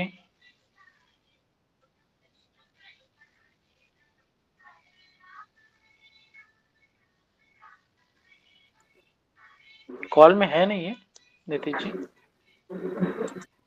नहीं नहीं है। हाँ सर, एक सेकेंड। सर फर्स्ट स्टेप है मतलब स्टार्ट करना है डिवीजन चार्ट से। ओके, एंड सेकंड स्टेप है किससे कि स्टार्ट करना है? लग्न चेक, आपकी आवाज ब्रेक हो रही है। डिविजनल चार्ट स्टार्ट करना है। आवाज ब्रेक हो रही है। सिर्फ मुझे ब्रेक हो रही है, सबके लिए ब्रेक हो रही है? क्या हो रही है ब्रेक? ब्रेक हो सर। हेलो हाँ जी सर, आ बताइए रही है? आप। हाँ आ रही है, बताएं। फर्स्ट, ओके, फर्स्ट स्टार्ट करना है, मतलब डिवीजन चार्ट से स्टार्ट करना है और देखना है वहाँ पे। सेकंड है कि लग्न लग्न हाउस से देखना है, मतलब डिवीजन चार्ट में भी देखना है लग्न हाउस। ओके, थर्ड है लग्न लॉर्ड को डिवीजन चार्ट में एनालिसिस करना है। देन कारक ग्रह देखना है, प्लैनेट वगैरह स्पेसिफिक एरिया में जो भी प्लैनेट है वो डिवीजन चार्ट में भी देखना है। एंड फिफ्थ इज एक्यूपाइज, मतलब वो ये होता है क्या, ऑक्यूपाई दृष्टि होती मतलब है क्या जहाँ सर? पे, नहीं नहीं, जहाँ पे वो बैठा ये हुआ है समझ में ना, नहीं आया मुझे। यहाँ यहाँ पे ऑक्यूपाई का मतलब है जहाँ पे वो प्लेनेट बैठा हाँ हुआ है, ओके। उस पर्टिकुलर हाउस का प्लेसमेंट या उस पर्टिकुलर प्लेनेट का प्लेसमेंट, कि वो एग्जैक्टली कहाँ पे बैठा है। वो चौथे घर में है, पांचवें घर में है, छठे घर में है। तो अगर मान के चलो वो सातवें घर में बैठा है, तो सातवां घर उसने ऑक्यूपाई करके रखा हुआ है, मतलब सातवें घर में वो बैठा हुआ है। इसका मीनिंग यहाँ पे ये होगा, ऑक्यूपाई का मतलब है कि वो किस घर में बैठा हुआ है। बताइए, आप सही बता रहे हो, आगे बताइए। ओके, मतलब D1 चार्ट से ओके। एंड देन है कि कंजक्शन मतलब युति संबंध है क्या, उनका दृष्टि संबंध है करेक्ट। क्या, वो चेक करना है, उनके आस्पेक्ट एंड बेनिफिट्स। कंजंक्शन मतलब युति और दृष्टि, एंड ये दोनों चेक करना है। या एंड देन उसमें डिले होता है क्या, मतलब अगर D1 चार्ट में क्रॉस है मतलब अच्छा नहीं है, बट D4 चार्ट में अगर अच्छा है तो डिले वगैरह हो सकता है। एंड D1 चार्ट में भी प्लेसमेंट अच्छी है, सब कुछ अच्छा है, तो उसमें भी D4 में भी अगर अच्छा है तो फिर स्ट्रांग है वो। ओके, एंड थर्ड उसमें कैसा है ना कि D1 में अच्छा है बट D4 में अगर अच्छा नहीं है तो डिनाइल हो सकता है, हो सकता है नहीं, डिनाइल ही है वो। मतलब क्रॉस वेरीफाई। हाँ, ओके आपको सॉरी। बोलना है कि एक डिनाइल हो सकता है, क्लाइंट को ऐसा बोलना है, बट आपको श्योरिटी से पता होना चाहिए कि वो 100% डिनाइल ही है। बट जैसे होता है ना कि आप बताते नहीं कि 10 दिन बाद कोई मरने वाला है, तो आप उसको नहीं बताते हो, आप सिर्फ इतना बोलते हो कि 10 दिन के बाद ऐसे होने की संभावना है, थोड़ा सतर्क रहिए। क्योंकि हमें इमोशनली सामने वाले को ब्रेक डाउन नहीं करना है, हमारा काम नहीं है वो। एज ए एस्ट्रोलॉजर हमें सामने वाले को प्रॉब्लम से निकालने के लिए उसको उस तरीके से मोटिवेट करना है, गाइड करना है, और चुपचाप से बिना बोले, बिना उसको ज्यादा एक्सप्लेन किए उसके प्रॉब्लम का सोल्यूशन उससे करवा लेना है, ताकि उसके जीवन में वो ठीक ठाक पद्धति से आगे बढ़े। समझ रहे हो? तो यहाँ पे वो डिनाइल ही है, 100% डिनाइल है। But the point is that आपको बोलते टाइम पे सिर्फ ये बोलना है कि हो सकता है। ओके? ओके सर, मुझे और एक पूछना था। राहु और केतु की दृष्टियां नहीं होती ऐसा सुना था, बट उनकी कौन सी दृष्टियां होती है? नहीं, राहु और केतु की देखो, जो केपी वाले लोग हैं ना, वो राहु और केतु की दृष्टि को मानते नहीं। उनका कहना है कि वो तो एक बिंदु है, बिंदु का क्या अस्तित्व है, उनको थोड़ी ना दृष्टि होती है। तो वैदिक ज्योतिष में कि राहु और केतु को 5वीं, 7वीं और 9वीं दृष्टि दी है। जैसे देवगुरु बृहस्पति को 3 दृष्टियां है ना, वैसे ही 3 दृष्टियां राहु केतु और इन दोनों को दी हुई है। जैसे देवगुरु बृहस्पति को 5वीं, 7वीं और 9वीं दृष्टि है, वैसे ही राहु और केतु को भी 5वीं, 7वीं और 9वीं दृष्टि दी गई है।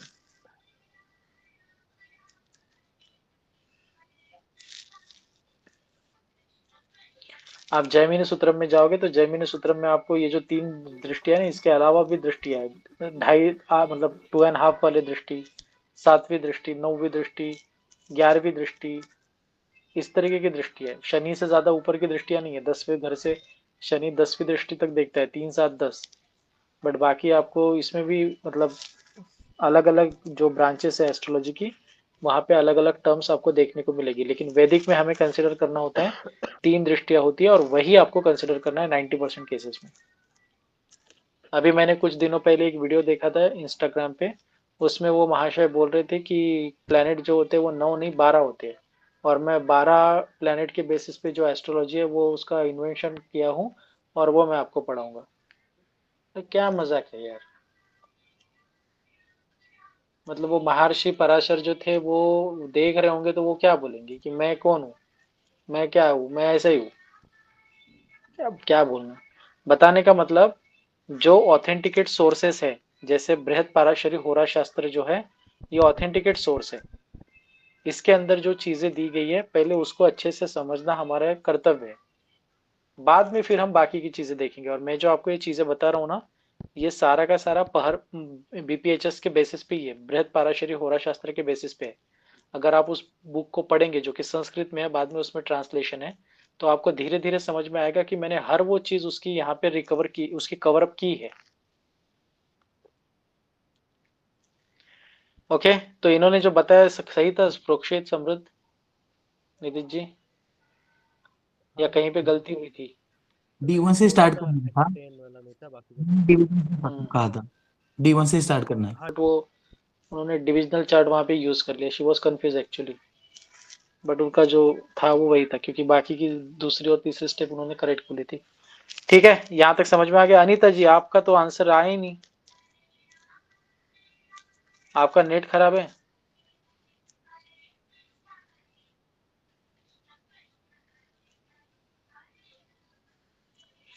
चलो, बाकी सबको समझ में आ गया, मैं आगे बढ़ूं? जी सर। पक्का एवरीवन? समृद्ध? जी सर। ओके। यस। जयश्री जी, इसमें कोई प्रॉब्लम नहीं है ना, कोई कंफ्यूजन नहीं है ना? नहीं तो सर, आगे बढ़े? कुछ नहीं। ठीक है। हाँ, अभी थोड़ा यहाँ सा पे अभी भी मुझे वो एक्यूपाइज हो रहा है ना, उसका थोड़ा सा मुझे नहीं समझ में रहा है। थोड़ा सा इसका स्क्रीनशॉट ले लो आप, और इसको 2-3 बार इसका मनन करो। शिव। स्क्रीनशॉट ले लो इस चीज का। ठीक है सर। ले लिया? जी सर, ले लिया। ओके। इसके बाद में डिविजनल चार्ट्स जो है वो सारे के सारे एक एक करके हम अंडरस्टैंड करेंगे। अब लग्न कुंडली जो है, जिसे हम D1 कहते हैं, D1 जो है वो बेसिकली वो भी एक तरीके से डिविजनल चार्ट ही है, ऐसा कंसिडर किया जाता है, राइट? तो चलो ठीक है, हम D1 उसको कंसिडर कर लेते हैं, जो कि लग्न कुंडली है। लग्न कुंडली को और क्या नाम है? Ascendant chart. ये नाम याद रखिए, अल्टरनेट नाम। लग्न कुंडली, असेंडेंट चार्ट, और कौन सा है? राशि चार्ट, या और कौन सा नाम है? राशि कुंडली।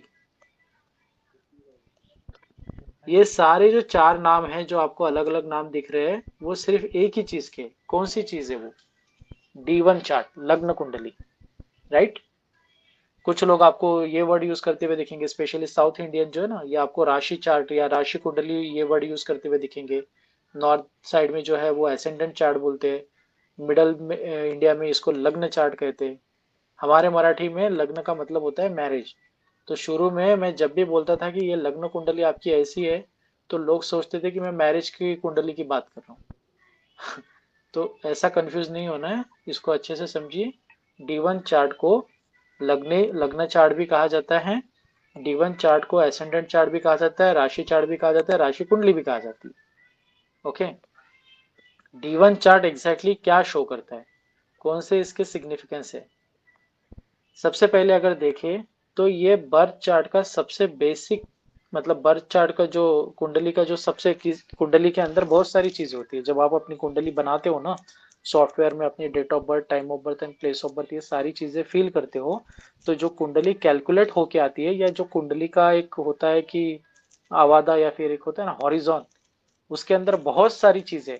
उन सारी चीजों में क्या क्या है? उसमें D1 है, D9 है, D10 है, D2 है, D5 है, D45 है, D60 है, D16 है। D1 से लेके D60 तक के चार्ट है। उसमें षोडष्टक वर्ग है, उसमें वर्षफल है, उसमें चलित कुंडली है, उसमें बहुत सारी चीजें हैं। लेकिन इन सारी चीजों के सबसे नीचे, इन सारी चीजों के, कुंडली के सारी चीजों के सबसे नीचे क्या है? कुछ नहीं है, है ना।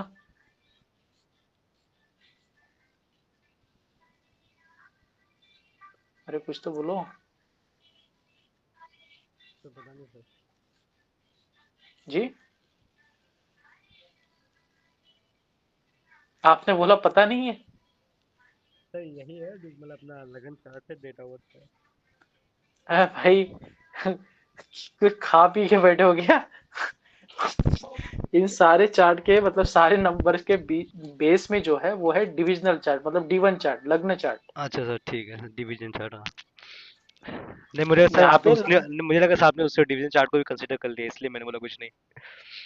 नहीं नहीं, मैं वही बता रहा हूँ कि D1 से मतलब जितने भी बाकी डिविजनल चार्ट है, D2 हो गया, D1 हो गया, या D2 से लेके सारा अप टू D60 हो गया, इसके बाद में षोडष्टक वर्ग हो गया, उसके बाद आपका चलित हो गया, या फिर जितने भी चीजें आपको देखने को मिलती है सारी की सारी, इन सब का जो बेस है वो क्या है? D1 chart. मतलब इसीलिए इसको जी कहते हैं कि बर्थ चार्ट का ये बेस है, बेसिक्स है। जी सर। कुंडली का जो डोमेन है, उस कुंडली के डोमेन में ये सबसे बड़ा बेसिक है। इसके अंदर इंपॉर्टेंस ऑफ लग्न क्या है, क्यों इसको इतना इंपॉर्टेंस दिया जाता है? क्योंकि ये आपके जीवन का ब्लूप्रिंट है। ये एक ऐसा मात्र चार्ट है, एकमात्र चार्ट है, लग्न चार्ट एकमात्र चार्ट है कि जो हर एरिया के बारे में बताता है। ये व्यक्ति के जीवन के बारे में बताता है, मतलब लाइफ स्पैन कितना होगा, कम होगा, ज्यादा होगा, वो दिखने में कैसा होगा, उसका पैसा कैसा होगा, उसका पुरुषार्थ कैसा होगा, उसके जेनिटाइल कैसे होंगे, उसका सेविंग कैसा होगा, उसको प्रॉपर्टी सुख मिलेगा या नहीं, उसको संतान कैसी होगी। हर वो चीज जो एक व्यक्ति के जीवन में होती है, जितना आप सोच सकते हो सोच लो। हर वो चीज जो आप सोचेंगे वो सारी की सारी अकेले एक D1 कुंडली से देखी जा सकती है। लेकिन इसके लिए फिर नॉलेज भी उस लेवल का चाहिए, आपका एनालिसिस भी उस लेवल का चाहिए। अभी हम हैं बेसिक पे, तो हम डिविजनल चार्ट के साथ में ही पहले मदद लेंगे। 2-3 साल के बाद में आप इंडिविजुअल लेवल पे स्विच करने में सक्षम हो जाओगे, क्योंकि it's a matter of experience, it's a matter of study. So बताने का मतलब, डिविजनल चार्ट जो है ये इसलिए ज्यादा इम्पोर्टेंट, मतलब D1 चार्ट जो है, लग्न चार्ट जो है, लग्न कुंडली जो है, वो इसलिए ज्यादा इम्पोर्टेंट है क्योंकि ये सभी चीजों का बेस है और ये सभी चीजों के, सभी लाइफ के सभी एरिया के बारे में आपको बहुत ज्यादा डिटेल में बताने की क्षमता रखता है। आप कभी, आपके साथ में ये बहुत बार हुआ होगा, हर एक के साथ में, जैसे आप क्लास में पढ़ रहे हो तो आपने अपनी कुंडली काफी एस्ट्रोलॉजर्स को दिखाई होगी, ऐसा और no? No, it's a communication. Please मुझे आंसर दीजिए। आपने बहुत सारे लोगों को कुंडली अपनी दिखाई है, नहीं दिखाई है? तो हाँ सर, जी आपको सर। एक यहाँ पे आपको एक ऐसा दिखा होगा कि जो पहला व्यक्ति, XYZ व्यक्ति ने जो प्रेडिक्शन दिया और ABC व्यक्ति जो दूसरा है, उस दूसरे व्यक्ति ने जो प्रेडिक्शन दिया, इन दोनों के प्रेडिक्शन में डिफरेंस है। जी और वो सर, समझ डिफरेंस गया। किस चीज का है? वो डिफरेंस किस चीज का है? वो डिफरेंस है उस पर्टिकुलर व्यक्ति के नॉलेज की डेप्थ का, उसके पर्टिकुलर एग्जामिनेशन का, उसकी पर्टिकुलर स्टडी का। जी सर। जैसे आपके एक ही एरिया में, आप जिस सिटी में रहते हो वहां पे सपोज खुदा ना खास्ता ऐसा किसी को हो, लेकिन हेल्थ रिलेटेड किसी को कोई इशू आ गया, किसी को हेल्थ रिलेटेड इशू आ गया और वो एक डॉक्टर के पास में गया, एक डॉक्टर ने उसको समझा, सुनाया सब कुछ और उसको प्रिस्क्रिप्शन दिया, दवाई दे दी, दवाई ले ली। 2-3 दिन बाद फिर से वही प्रॉब्लम बढ़ने लगी दवाई खाने के बाद में भी। फिर आपने डॉक्टर चेंज किया, ऐसा करते करते 3-4 डॉक्टर आपने चेंज किए। 5वां डॉक्टर आपको ऐसा मिला कि जिसने जो भी प्रेडिक्शन मतलब प्रिस्क्रिप्शन दिया वो मेडिसिन आप पे एकदम से काम करने कर गई और आप एकदम से सही हो गए। ओके, अब इन 5 डॉक्टरों में क्या फर्क था? इसका एक्सपीरियंस अच्छा होगा या नॉलेज का। इन 5 डॉक्टरों में एक्सपीरियंस फर्क का। था अंडरस्टैंडिंग का, इन 5 डॉक्टरों में फर्क था स्टडी का, इनमें डेप्थ, उस जो 5वां डॉक्टर था उसके अंदर डेप्थ, गहराई बहुत थी, वो रिलेट कर पाया, वो समझ पाया, और सबसे बड़ी बात उसकी किस्मत भी थी। समझ रहे हो? जी सर। हर एरिया में किस्मत नहीं होती, और ऐसा नहीं है कि हर एरिया में किस्मत के अलावा ही चीजें होती, ऐसा भी नहीं है। ये दोनों जगह, दोनों मतलब वो दोनों एक कॉइन के साइड से ऐसे साथ में चलते हैं ये, जैसे एक गाड़ी के 2 पहिए होते हैं ना, इस तरीके से। तो बताने का मतलब ये है कि ये जो चीज होती है ये किस चीज पे डिपेंड करती है? आपके अंडरस्टैंडिंग पे, आपके नॉलेज पे। इसीलिए आपका नॉलेज इसमें बहुत ज्यादा गहराई में होना जरूरी है। मैं आपको D10 चार्ट जो है ना, ये डिविजनल चार्ट जो है ना, ये एक चार्ट में एक आधे घंटे में समझा सकता हूँ कि ये देखो, ये D1 है, इसको लग्न कहते हैं, ये D2 है, इसको होरा कहते हैं, और ये वेल्थ के लिए देखना होता है। ये D3 है, इसको द्रेकाणम चार्ट कहते हैं, और इसको सिबलिंग्स के लिए देखना होता है, करेज के लिए देखना होता है। बट मैं फिर भी आपको डीप डाइव लेके जा रहा हूँ क्योंकि मुझे पता है कि इतना जो भी आप सुनोगे ना, इसमें से अगर आपने 10% भी दिमाग में रख लिया, फिर भी आप डिविजनल चार्ट को लेके बहुत अलग से हाईलाइट होंगे। तो वो जो 5 डॉक्टर है ना, 1 2 3 4 5, उसमें से जो 5वां नंबर का है वहां पे आप नहीं पहुंच पाए तो कम से कम आप 4 से नीचे तो नहीं रहेंगे। बट कंडीशन ये है कि आपने ये सुनना और समझना है, क्योंकि मुझे पता है कि यहाँ से निकलने के बाद में आपने इसको खोल के ही नहीं देखना है। ऐसा है, कुछ लोगों का तो है, जी प्रोक्षित सर। का नहीं है, जयश्री जी का नहीं है, बाकी लोगों का तो है। समृद्ध बिल्कुल। का भी शायद थोड़ा कभी ऑन ऑफ होता है। एनीवे, तो बताने का मतलब इस तरीके से यहाँ पे इंपॉर्टेंस ऑफ लगना है, क्योंकि ये हमें ब्लूप्रिंट के बारे में बताता है। एक और बात है कि यहाँ पे जो भी 12 हाउस है, हर 12 हाउसेस, जैसे आपने डिविजनल चार्ट देखा D4 का, तो वो स्पेसिफिकली आपको एक ही चीज बता रहा है, प्रॉपर्टी रिलेटेड चीजों के बारे में। समझ रहे हो? प्रॉपर्टी या चौथे घर से रिलेटेड हाउस, मदर के बारे में, इन्हीं चीजों के बारे में बता रहा है। बट लग्न कुंडली D1 चार्ट एक ऐसा है कि उसका हर घर एक अलग चीज बता रहा है। ये समझ आ रहा है? जी सर। उसका हर घर एक अलग चीज को इंडिकेट कर रहा है। हर घर अलग चीज को इंडिकेट कर रहा है मतलब क्या? जैसे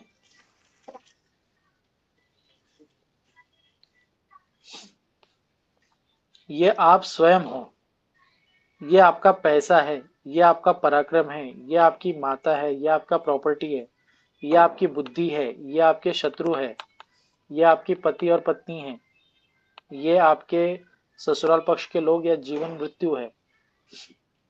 ये आपका भाग्य है, ये आपका कर्म है, ये आपका लाभ है, ये आपकी हानि है। अब मान के चलो कि आप ही नहीं हो, खत्म, ये सारे के सारे कोलैप्स हो जाएंगे। जैसे एक ट्री है, एक पौधा है, एक बड़ा सा पेड़ है, ये पेड़ धरती के ऊपर है तब तक जब तक इसकी जड़ें मौजूद है, और ऑलवेज 1:2 का प्रोपोर्शन होता है नियरली। मतलब जमीन के ऊपर अगर आपको ये 50 मीटर का दिख रहा है ना, तो जमीन के अंदर इसकी जो रूट्स है वो 100 मीटर की होती है। बताने का मतलब जितना डीप आप नॉलेज गेन करते चले जाओगे, आप हार्डवर्क करते चले जाओगे, उसके 50% ही आप डिलीवर करने में सक्षम रहोगे। ये नियति का नियम है।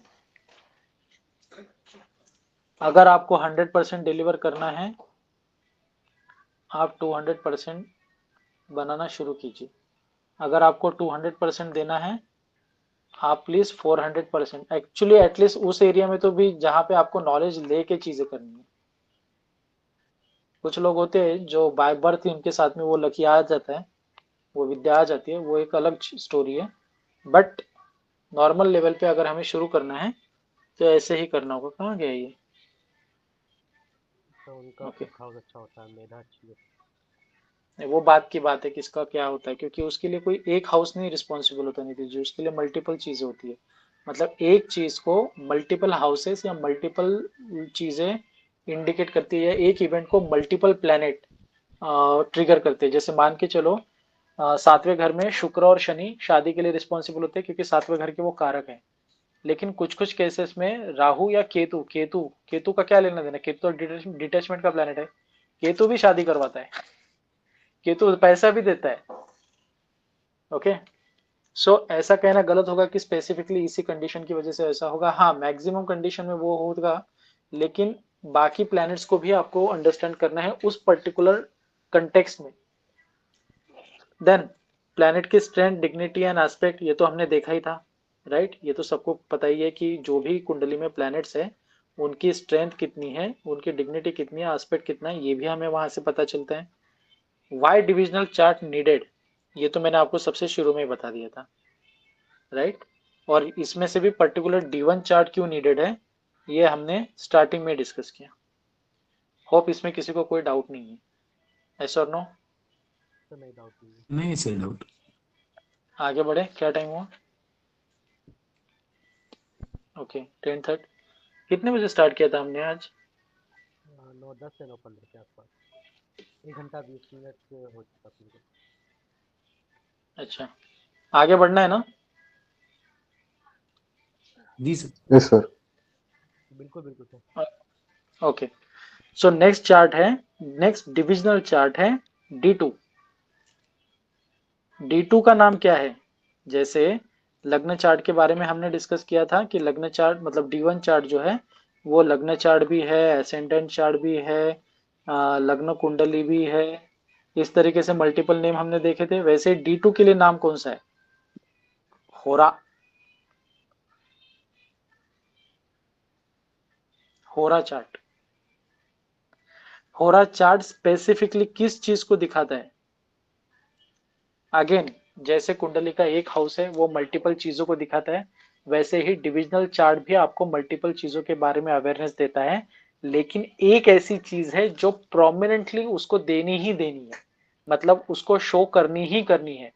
वैसे ही D2 के लिए कौन सी ऐसी प्रोमिनेंट चीज है? वो है आपका अर्थ। अर्थ का मतलब क्या है? जैसे 4 पिलर होते हैं जीवन में, धर्म, अर्थ, काम, मोक्ष। सुने आपने? ये पता होगा आपको। धर्म, अर्थ, काम, मोक्ष, उसमें से जो अर्थ है, अर्थ का मतलब है व्यक्ति को जीवन जीने के लिए लगने वाला मॉनेटरी अमाउंट और मॉनेटरी गेन, जो भी है, पैसा, इन शॉर्ट फंड। हम सुबह उठते हैं तो हमें ब्रश लेना है, पेस्ट लेना है, वहीं से दिन स्टार्ट होता है। तब से लेके दिन भर हम जितनी एक्टिविटी करते हैं रात के सोने तक, क्योंकि सोना भी है तो हमको बेड पे सोना है, पंखे के नीचे सोना है, ब्लैंकेट या कंबल लेके सोना है। इन सारी चीजों में आपको अर्थ लगता है, अर्थ का मतलब पैसा लगता है, फंड लगता है। तो वो जो सबसे इंपॉर्टेंट चीज है व्यक्ति के जीवन की, पैसा, फंड, वो चीज हम कहाँ से देखते हैं, कौन से डिविजनल चार्ट से देखते हैं? वो है D2। और इसका जो संस्कृत नेम है या सांस्कृतिक नेम है वो है होरा। आप इन नामों को ध्यान में मत रखिए, क्योंकि होरा, द्रेकांक, चतुर्मांश, पंचमांश, षष्टांश, ये थोड़ा सा आपके लिए डिफिकल्ट हो सकता है। बेस्ट वे में इसको एक ही वे में याद रखिए, D1, D2, D4, D5, D9, इस तरीके से। मैं आपको नॉलेज के लिए बता दूंगा कि कौन से डिविजनल चार्ट को क्या कहते हैं, नो डाउट, क्योंकि मैंने तो बता नहीं है। बट आप अपने लिए, मैं आपको अपने लिए, आपके अपने लिए बता रहा हूँ कि आप याद रखते टाइम इसको इस तरीके से रखिए, D1, D2, D5, D6, इस तरीके से। सिर्फ याद रखिए कि कौन सा नंबर किस चीज के लिए, उसका लॉजिक भी मैं एंड में बता दूंगा, क्योंकि इतना सब कुछ याद करना पॉसिबल नहीं है। सो बताने का मतलब D2 चार्ट जो है वो आपके वेल्थ को, वो आपके मनी को इंडिकेट करता है, राइट? इतना क्लियर है? इसके अलावा इस पर्टिकुलर एरिया में कौन से ऐसे चीजें हैं जिसको D2 इंडिकेट करता है? किसी भी पर्सन का फिनेंशियल स्ट्रेंथ, मतलब वो व्यक्ति पैसों के माध्यम से, पैसों के मामले में कितना मजबूत है, वो पैसों के मामले में कितना वीक है, कितना कमजोर है, वो पैसा कमा भी पाएगा या नहीं पाएगा, वो पैसा कमा भी पाएगा या नहीं पाएगा। Earning capacity.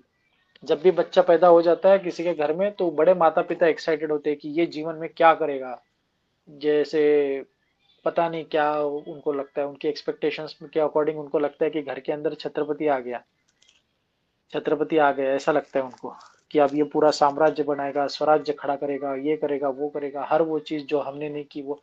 भाई साहब, आपका ही डीएनए है, आपके कर्मों से आया हुआ है, जो आपने किया है उसी के प्रोपोर्शन में काम ऊपर नीचे थोड़ा बहुत कर सकते हैं। बहुत एक्सेप्शनल ऐसे लोग होते हैं जो कुछ एक्स्ट्रा ऑर्डिनरी कर जाते हैं, क्योंकि वो पैदा ही उसी के लिए होते हैं। बट बात यह है कि मैक्सिमम जो जनता है, एवरेज जो जनता है, वो एक एवरेज लेवल पे ही रहती है। ओके, सो किसी भी व्यक्ति की जो अर्निंग कैपेसिटी है वो उसका D2 चार्ट बताता है। उसके सेविंग की एबिलिटी, कुछ लोग होते हैं इधर पैसा आया कि उधर चला गया, उनके अंदर एक कला होती है। उनकी कला क्या होती है कि उनकी कला होती है कि incoming is directly proportional to outgoing. मतलब इधर से सैलरी आई, उधर ऐसे जुपकन चली गई, राइट प्रोक्षित? तो बेसिकली ये जो चीज है जिसके अंदर वो सेव करने की एबिलिटी मेंटेन ही नहीं कर पाते। ऐसा नहीं है कि इनको सेव करना नहीं होता, क्योंकि जरूरत तो पैसे के हर लेवल पे सबको ही होती है। मंथ एंड में इनको भी प्रॉब्लम होनी होती है, क्योंकि ऐसे मैंने देखे है, फिर वो कॉल करते हैं कि भाई तेरे पास होंगे तो कुछ दे दे। फिर मैं बोलता, मतलब आप बोलते हो कि भाई नहीं मुझे नहीं करना है, ये वो जो भी नौटंकी होती है कम ज्यादा, अगर कभी कभी होता है इमरजेंसी तो आप कर भी देते हो। बट ऐसे लोग होते हैं। तो ये जो लोग हैं ये क्यों, कौन होते हैं? जिनके D2 में आपको चैलेंजेस दिखते हैं, क्योंकि उनकी सेविंग की एबिलिटी उनके अंदर नहीं है। Wealth stability. वेल्थ स्टेबिलिटी मतलब क्या? जैसे आप कोई व्यापार कर रहे हो या आप कोई बिजनेस कर रहे हो, राइट? आप बिजनेस कर रहे हो तो आपका बिजनेस कब तक, आप कब कब बोलोगे कि आपका बिजनेस अच्छा चल रहा है? जब आपके पास में अच्छा खासा फुटफॉल होगा, राइट? आपके पास में अच्छे खासे क्लाइंट होंगे, कस्टमर्स होंगे, राइट? अगर आपके पास में क्लाइंट्स आए ही नहीं तो आपका जो बना बनाया बिजनेस वो किसी काम का नहीं है। एक शोकेस के अलावा वो और कुछ नहीं है। बताने का मतलब, आपके पास में जो पैसे का फ्लो मेंटेन रहता है, जैसे आप 6 साल से 5 साल से कोई बिजनेस कर रहे हो तो आपको पता है कि भाई 5 साल का जो ITR मैंने फाइल किया हुआ है वो ITR हमेशा 15 से 20 लाख के बीच में गया है। थोड़ा सा ऊपर नीचे हो गया सब, जो कभी किसी साल 21 हो गया, कभी किसी साल 14 हो गया, कभी किसी साल 16 हो गया, इस तरीके से हुआ, लेकिन वो 15 से 20 के रेंज में ही चलता है। ऐसा कभी नहीं हुआ कि वो 10 लाख से नीचे आया, और ऐसा भी कभी नहीं हुआ कि वो 30 लाख से ऊपर गया।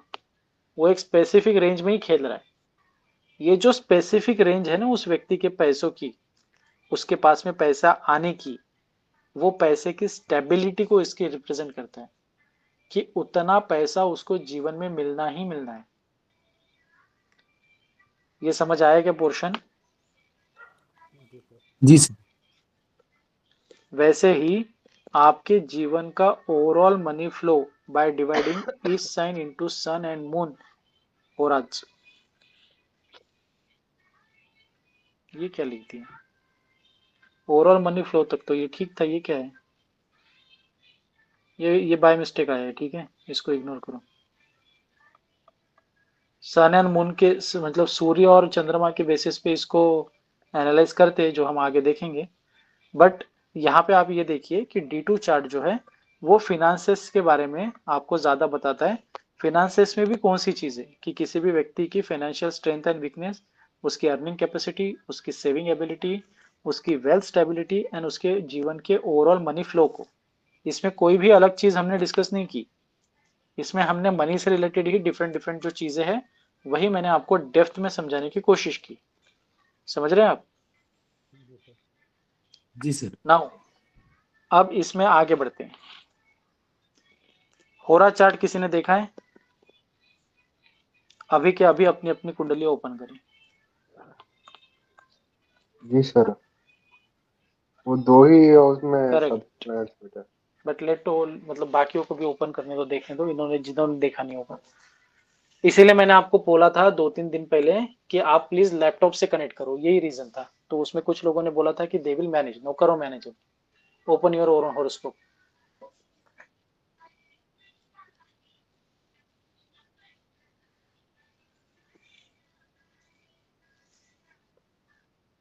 एस्ट्रो सेल होने से की ओपन बात हो जाता है ना? बताइए जी। एस्ट्रो सेल का जो ऐप है उसमें आता है ना सर? हाँ हाँ, आप एस्ट्रोसेट के एप्लीकेशन पे लग्न कुंडली तक तो पहुंचे, फिर मैं बताता हूँ आगे नहीं, अगर लग्न आपको मेरे नहीं को पता पता तो। नहीं है।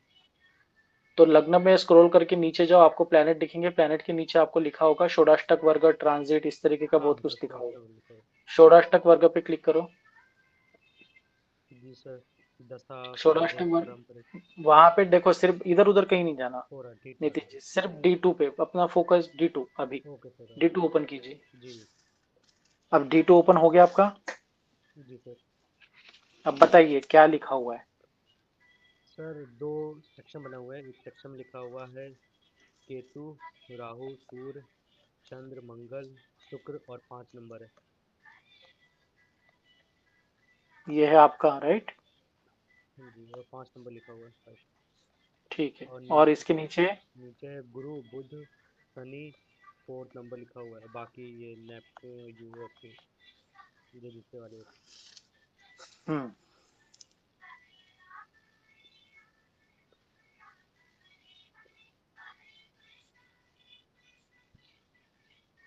शुक्र कहाँ पे है आपका?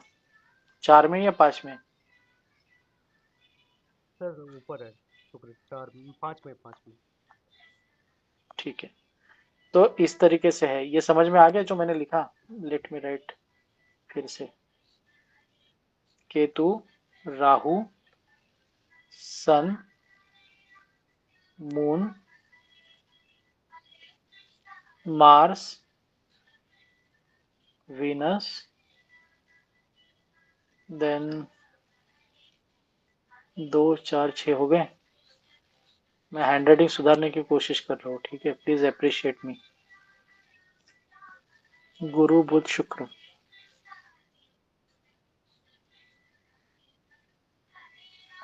Jupiter, mercury and Saturn. यहाँ पे 4 नंबर लिखा है, यहाँ पे 5 नंबर लिखा है, करेक्ट है? जी जी ऐसा ही है ना? जी। अब ये सिर्फ नीतीश जी को ही मिला है, बाकियों को नहीं मिला। अनीता जी, जयश्री जी, प्रोक्षित जी, समृद्ध को तो मिला ही है। सर मेरा है, मुझे मिला है सर। मिला है आपको, इसी तरीके से दिख रहा है। तो है आपका जो है, यस सर। ये जो लाइन आपको दिख रही होगी ना, मिडल लाइन ऐसी, आप मुझे बताइए कि ऊपर के साइड में कौन सा नंबर है हाँ और सर, नीचे कौन सा नंबर है?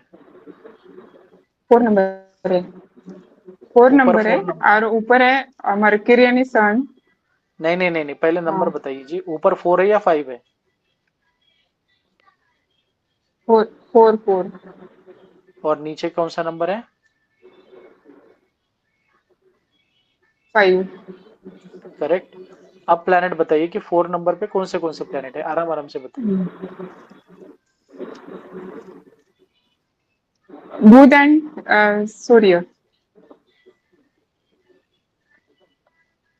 और सन। बाकी के सब नीचे है। बाकी सब नीचे। सब नीचे है। Rahu, Ketu, moon, Mars, Venus, Jupiter. Jupiter, Saturn. ठीक है, ओके। अब देखिए, हमने 2 केसेस यहाँ पे लिखी है, होरा कुंडली के 2 केसेस हमने यहाँ पे लिखी है। ये जो हॉरिजॉन्टल लाइन होती है ना, हॉरिजॉन्टल लाइन के ऊपर के जो प्लैनेट होते हैं वो आपके अर्निंग कैपेबिलिटी को दिखाते हैं और ये आपके एक्सपेंडिचर को दिखाते हैं। अभी मान के चलिए ये जो 3 प्लैनेट है ना आपके, कौन से नीतीश जी, ये जो 3 प्लैनेट है, जी सर। अगर मान के चलिए ये 3 प्लैनेट में से कोई भी प्लैनेट सेकेंड हाउस में चला जाता है आपके, या 6th हाउस में चला जाता है, या 11th हाउस में चला जाता है, तो आपको थोड़े से कंपैरेटिवली कम गेन या प्रॉफिट होंगे। क्यों? क्योंकि ये लाइन से नीचे वाले जोन में है। ये समझ में आ रहा है? फिर वो चाहे सैटर्न हो, चाहे मर्क्यूरी हो, या चाहे जुपिटर हो।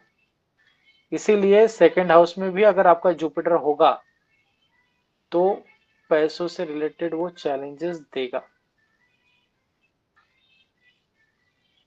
सेकेंड हाउस का जुपिटर ज्ञान बहुत दे देगा आपको इस केस में, बट पैसों से रिलेटेड चैलेंजेस देगा।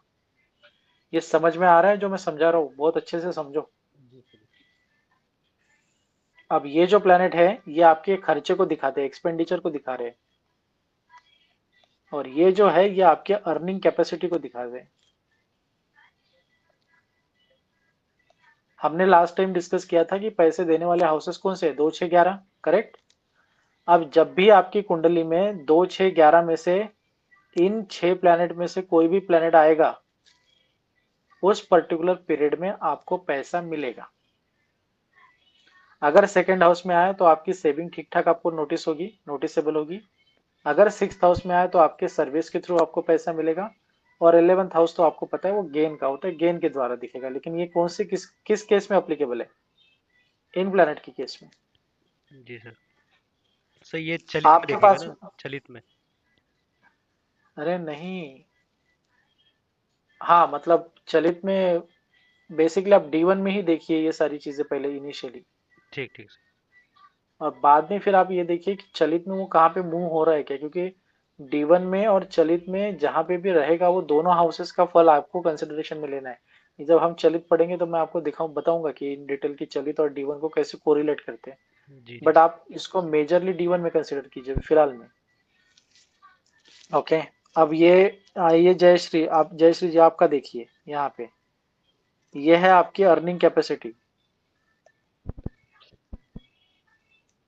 और ये है आपके एक्सपेंडिचर, लायबिलिटीज।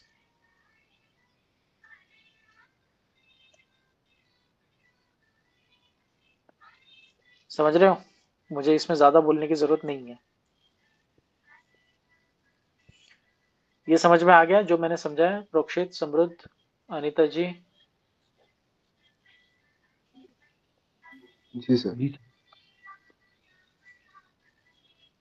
नाउ यहाँ पे देखो, सन हो रहा शोज अर्निंग कैपेसिटी। इसका मतलब यहाँ पे अगर सन है और यहाँ पे मून है तो ये आपका अर्निंग का कैपेसिटी शो कर रहा है। मून हो रहा reveals the saving, liquidity and financial stability. ये शुगर कोट करके लिखा हुआ है, फाइनेंशियल स्टेबिलिटी।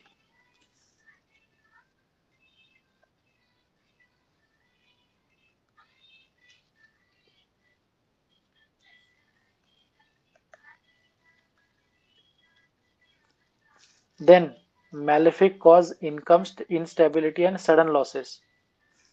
अगर मान के चले यहाँ पे राहु केतु दोनों एक ही साथ दिखेंगे बाय द वे आपको, कभी ऐसा नहीं दिखेगा राहु यहाँ पे या केतु यहाँ पे, नहीं, एक तो यहाँ केतु है तो इसके साथ आपको राहु भी दिखेगा, और यहाँ पे राहु है तो इसके साथ आपको केतु भी दिखेगा। ओके, अब ये जो फाइनेंशियल कैपेबिलिटी है इसके अंदर हमने देखा कि सूर्य के होरा में पैसा मिलने की चांसेस होते हैं या कैपेबिलिटी होती है। अब यहाँ पे राहु और केतु है किसी का, किसका है नीतीश जी? तो यहाँ पे क्या होगा, इनस्टेबिलिटी रहेगी एंड सडन एक्सपेंसेस भी निकलेंगे। बताने का मतलब जो हाउसेस है आपके धन के 2, 6 एंड 11, यहाँ से आपको पैसा आएगा तो सही, लेकिन कहीं ना कहीं एक्सपेंसेस भी अड़चनों के साथ आएगा। खर्चा नहीं होगा यहाँ पे, क्योंकि ये बेसिकली सूर्य के होरा में बैठे हुए, खर्चा नहीं होगा। ये अगर नीचे होते ना तो खर्चा कर देते और अच्छे खासे तगड़े में खर्चा करते ठोक बजा के, बट यहाँ पे आराम से होगा, लेकिन आते टाइम पे इनका जैसा स्वभाव है उस स्वभाव के हिसाब से आएगा।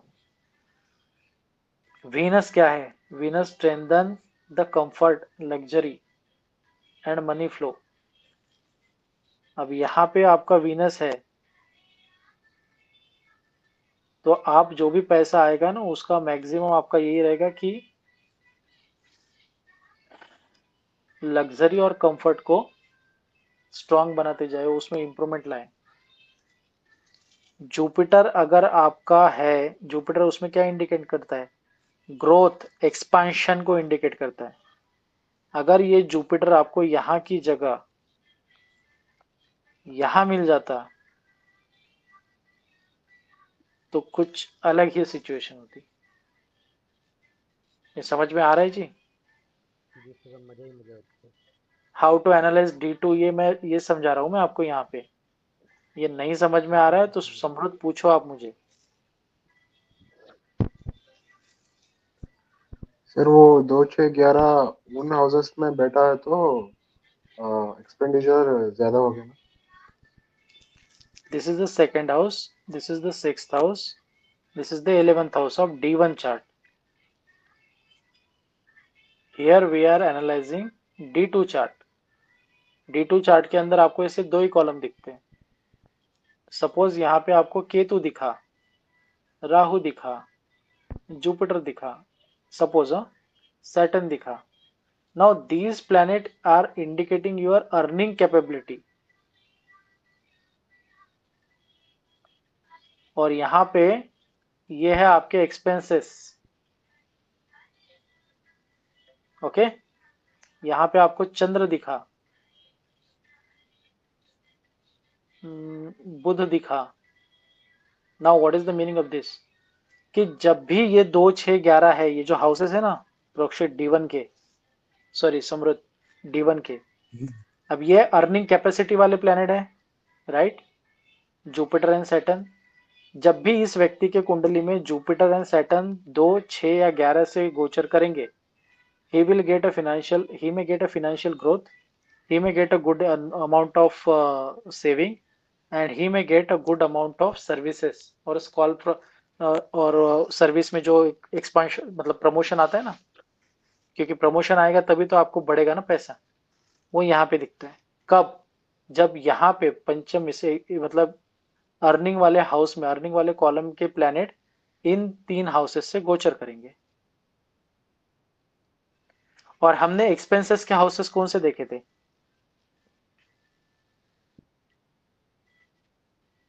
ये जो हाउसेस है ये आपको पैसा देते हैं, ये हाउस आपका पैसा लेके जाते हैं।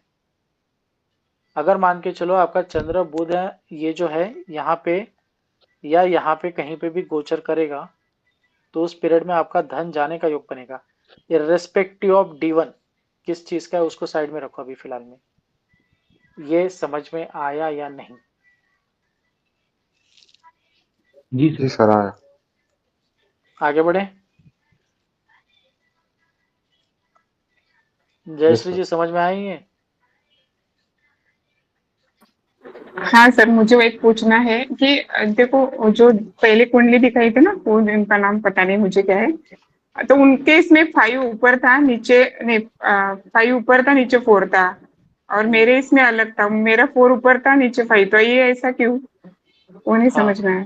बहुत बढ़िया। देखो, बेसिकली हमारा जो सीक्वेंस है, मतलब आप कहीं पे भी देखो, जैसे मान के चलो 1 के बाद 2 आता है, 2 के बाद 3 आता है, 3 के बाद 4 आता है। ये एक नेचुरल फ्लो बना हुआ है। जब घड़ी के दिशा में सुई घूमती है तब हम उसे क्लॉकवाइज कहते हैं, या समय आगे जाता है। समझ रहे हो? प्रोग्रेसिव मोमेंट है वो, प्रोग्रेसिव मोशन है वो।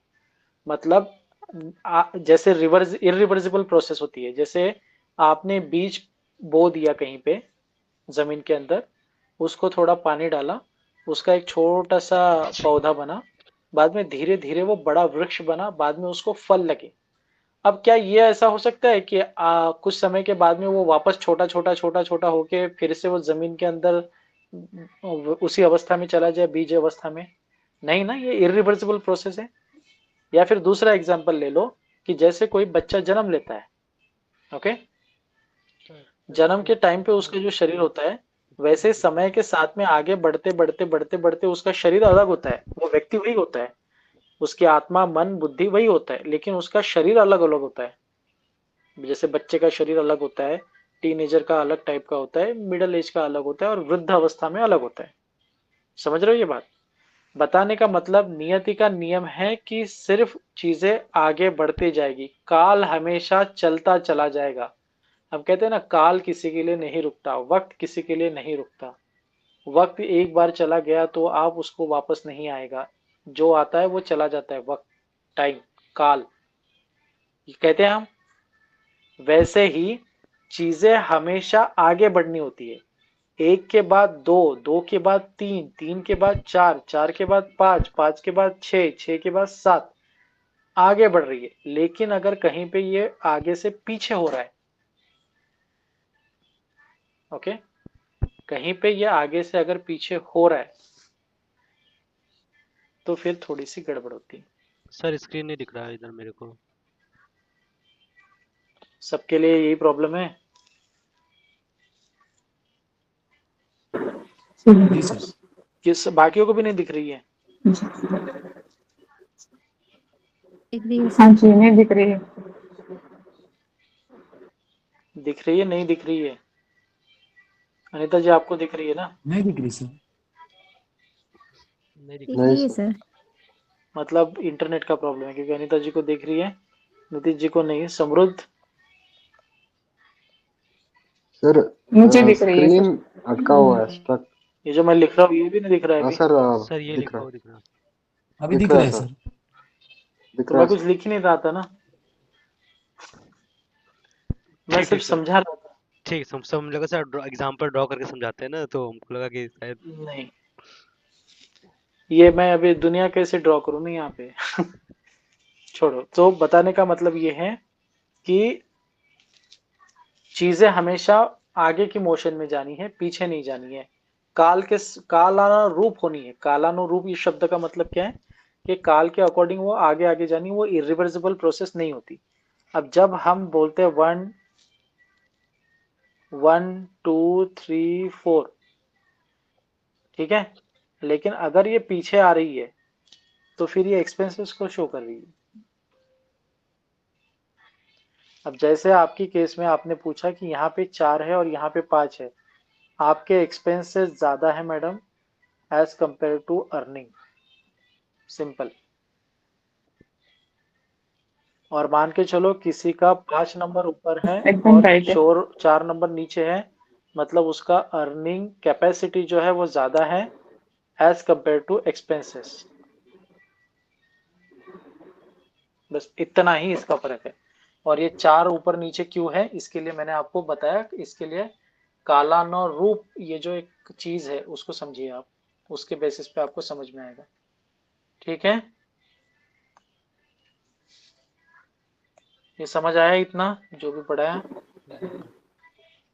Yes sir. चलो आगे बढ़े। Yes sir. क्या टाइम हुआ है? चलो अब आज इसी आज हो गया 11 हो गए, अभी इसी को यहाँ पे आज ही रुकते हैं, सर नहीं एक चीज तो पूछना था, हम्म, जैसे आपने बोला D1 में अगर जुपिटर सेकंड 2 नंबर पर है सेकंड हाउस में, हम्म, एंड राहु जिससे ऊपर वाले में कि राहु है 6 में, तो क्या बैलेंस आउट होगा कि ये फिर क्या सीन रहेगा? डिग्री पे आएगा वो, अच्छा, डिग्री डिपेंड करेगी। डिग्री पे। और जैसे होता है ना कि आप अपने घर में हो खुश हो, आप दुश्मन के घर में हो नाराज हो, आप अपने गर्लफ्रेंड के घर में हो, मतलब रॉन्ग वे में मत लेना, आप बहुत ज्यादा खुश हो मतलब आप एग्जॉल्टेड हो, तो फर्स्ट हाउस मतलब एक है कि आपका खुद का घर जिसे हम कहते हैं ओवन साइन, एक होता है एग्जॉल्टेड घर जहाँ पे आप बहुत ज्यादा कंफर्टेबल हो, राइट, वो हो गया एग्जॉल्टेड। और एक है डेबिलिटेड जहाँ पे आप नीच की अवस्था में हो, मतलब आपका कुछ नहीं चल रहा है, चारों तरफ आपके दुश्मन पड़े, बंदूक आपके सर पे है, राइट। उस तरीके से आप उस प्लेनेट को देखिए, जैसे आपका गुरु है, गुरु अपने राशि में बैठा हुआ है, अब उसी राशि में जब गोचर में राहु आएगा, तो राहु तो गया ना धनु राशि में, विकेट चली गई, डेबिलेटेड हो गया, अब वो धन के मामले में प्रॉब्लम्स क्रिएट करेगा। वो धन के मामले में कब कब प्रॉब्लम क्रिएट करेगा, जब जब वो गोचर में धनु राशि में आएगा सेकंड हाउस में, या फिर वो जब जब धनु राशि के ऊपर एस्पेक्ट करेगा। मैं एग्जांपल के लिए बता रहा हूँ, ये गुरु एंड राहु धनु राशि, राइट।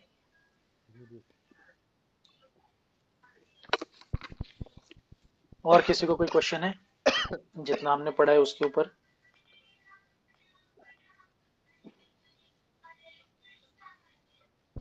नहीं सर। ठीक है जी, जी समझ में आ गया ना प्रोक्षित, आ रहा है ना सब समझ में आपको? सर, जी सर। आपके नोट्स के लिए थोड़ा सा डिले हो गया, I am sorry for that, but hopefully कल इवनिंग तक उसकी सारी एडिटिंग कंप्लीट हो जाएगी, तो मैक्स टू मैक्स कल तक आपको मिल जाएगी, ठीक है।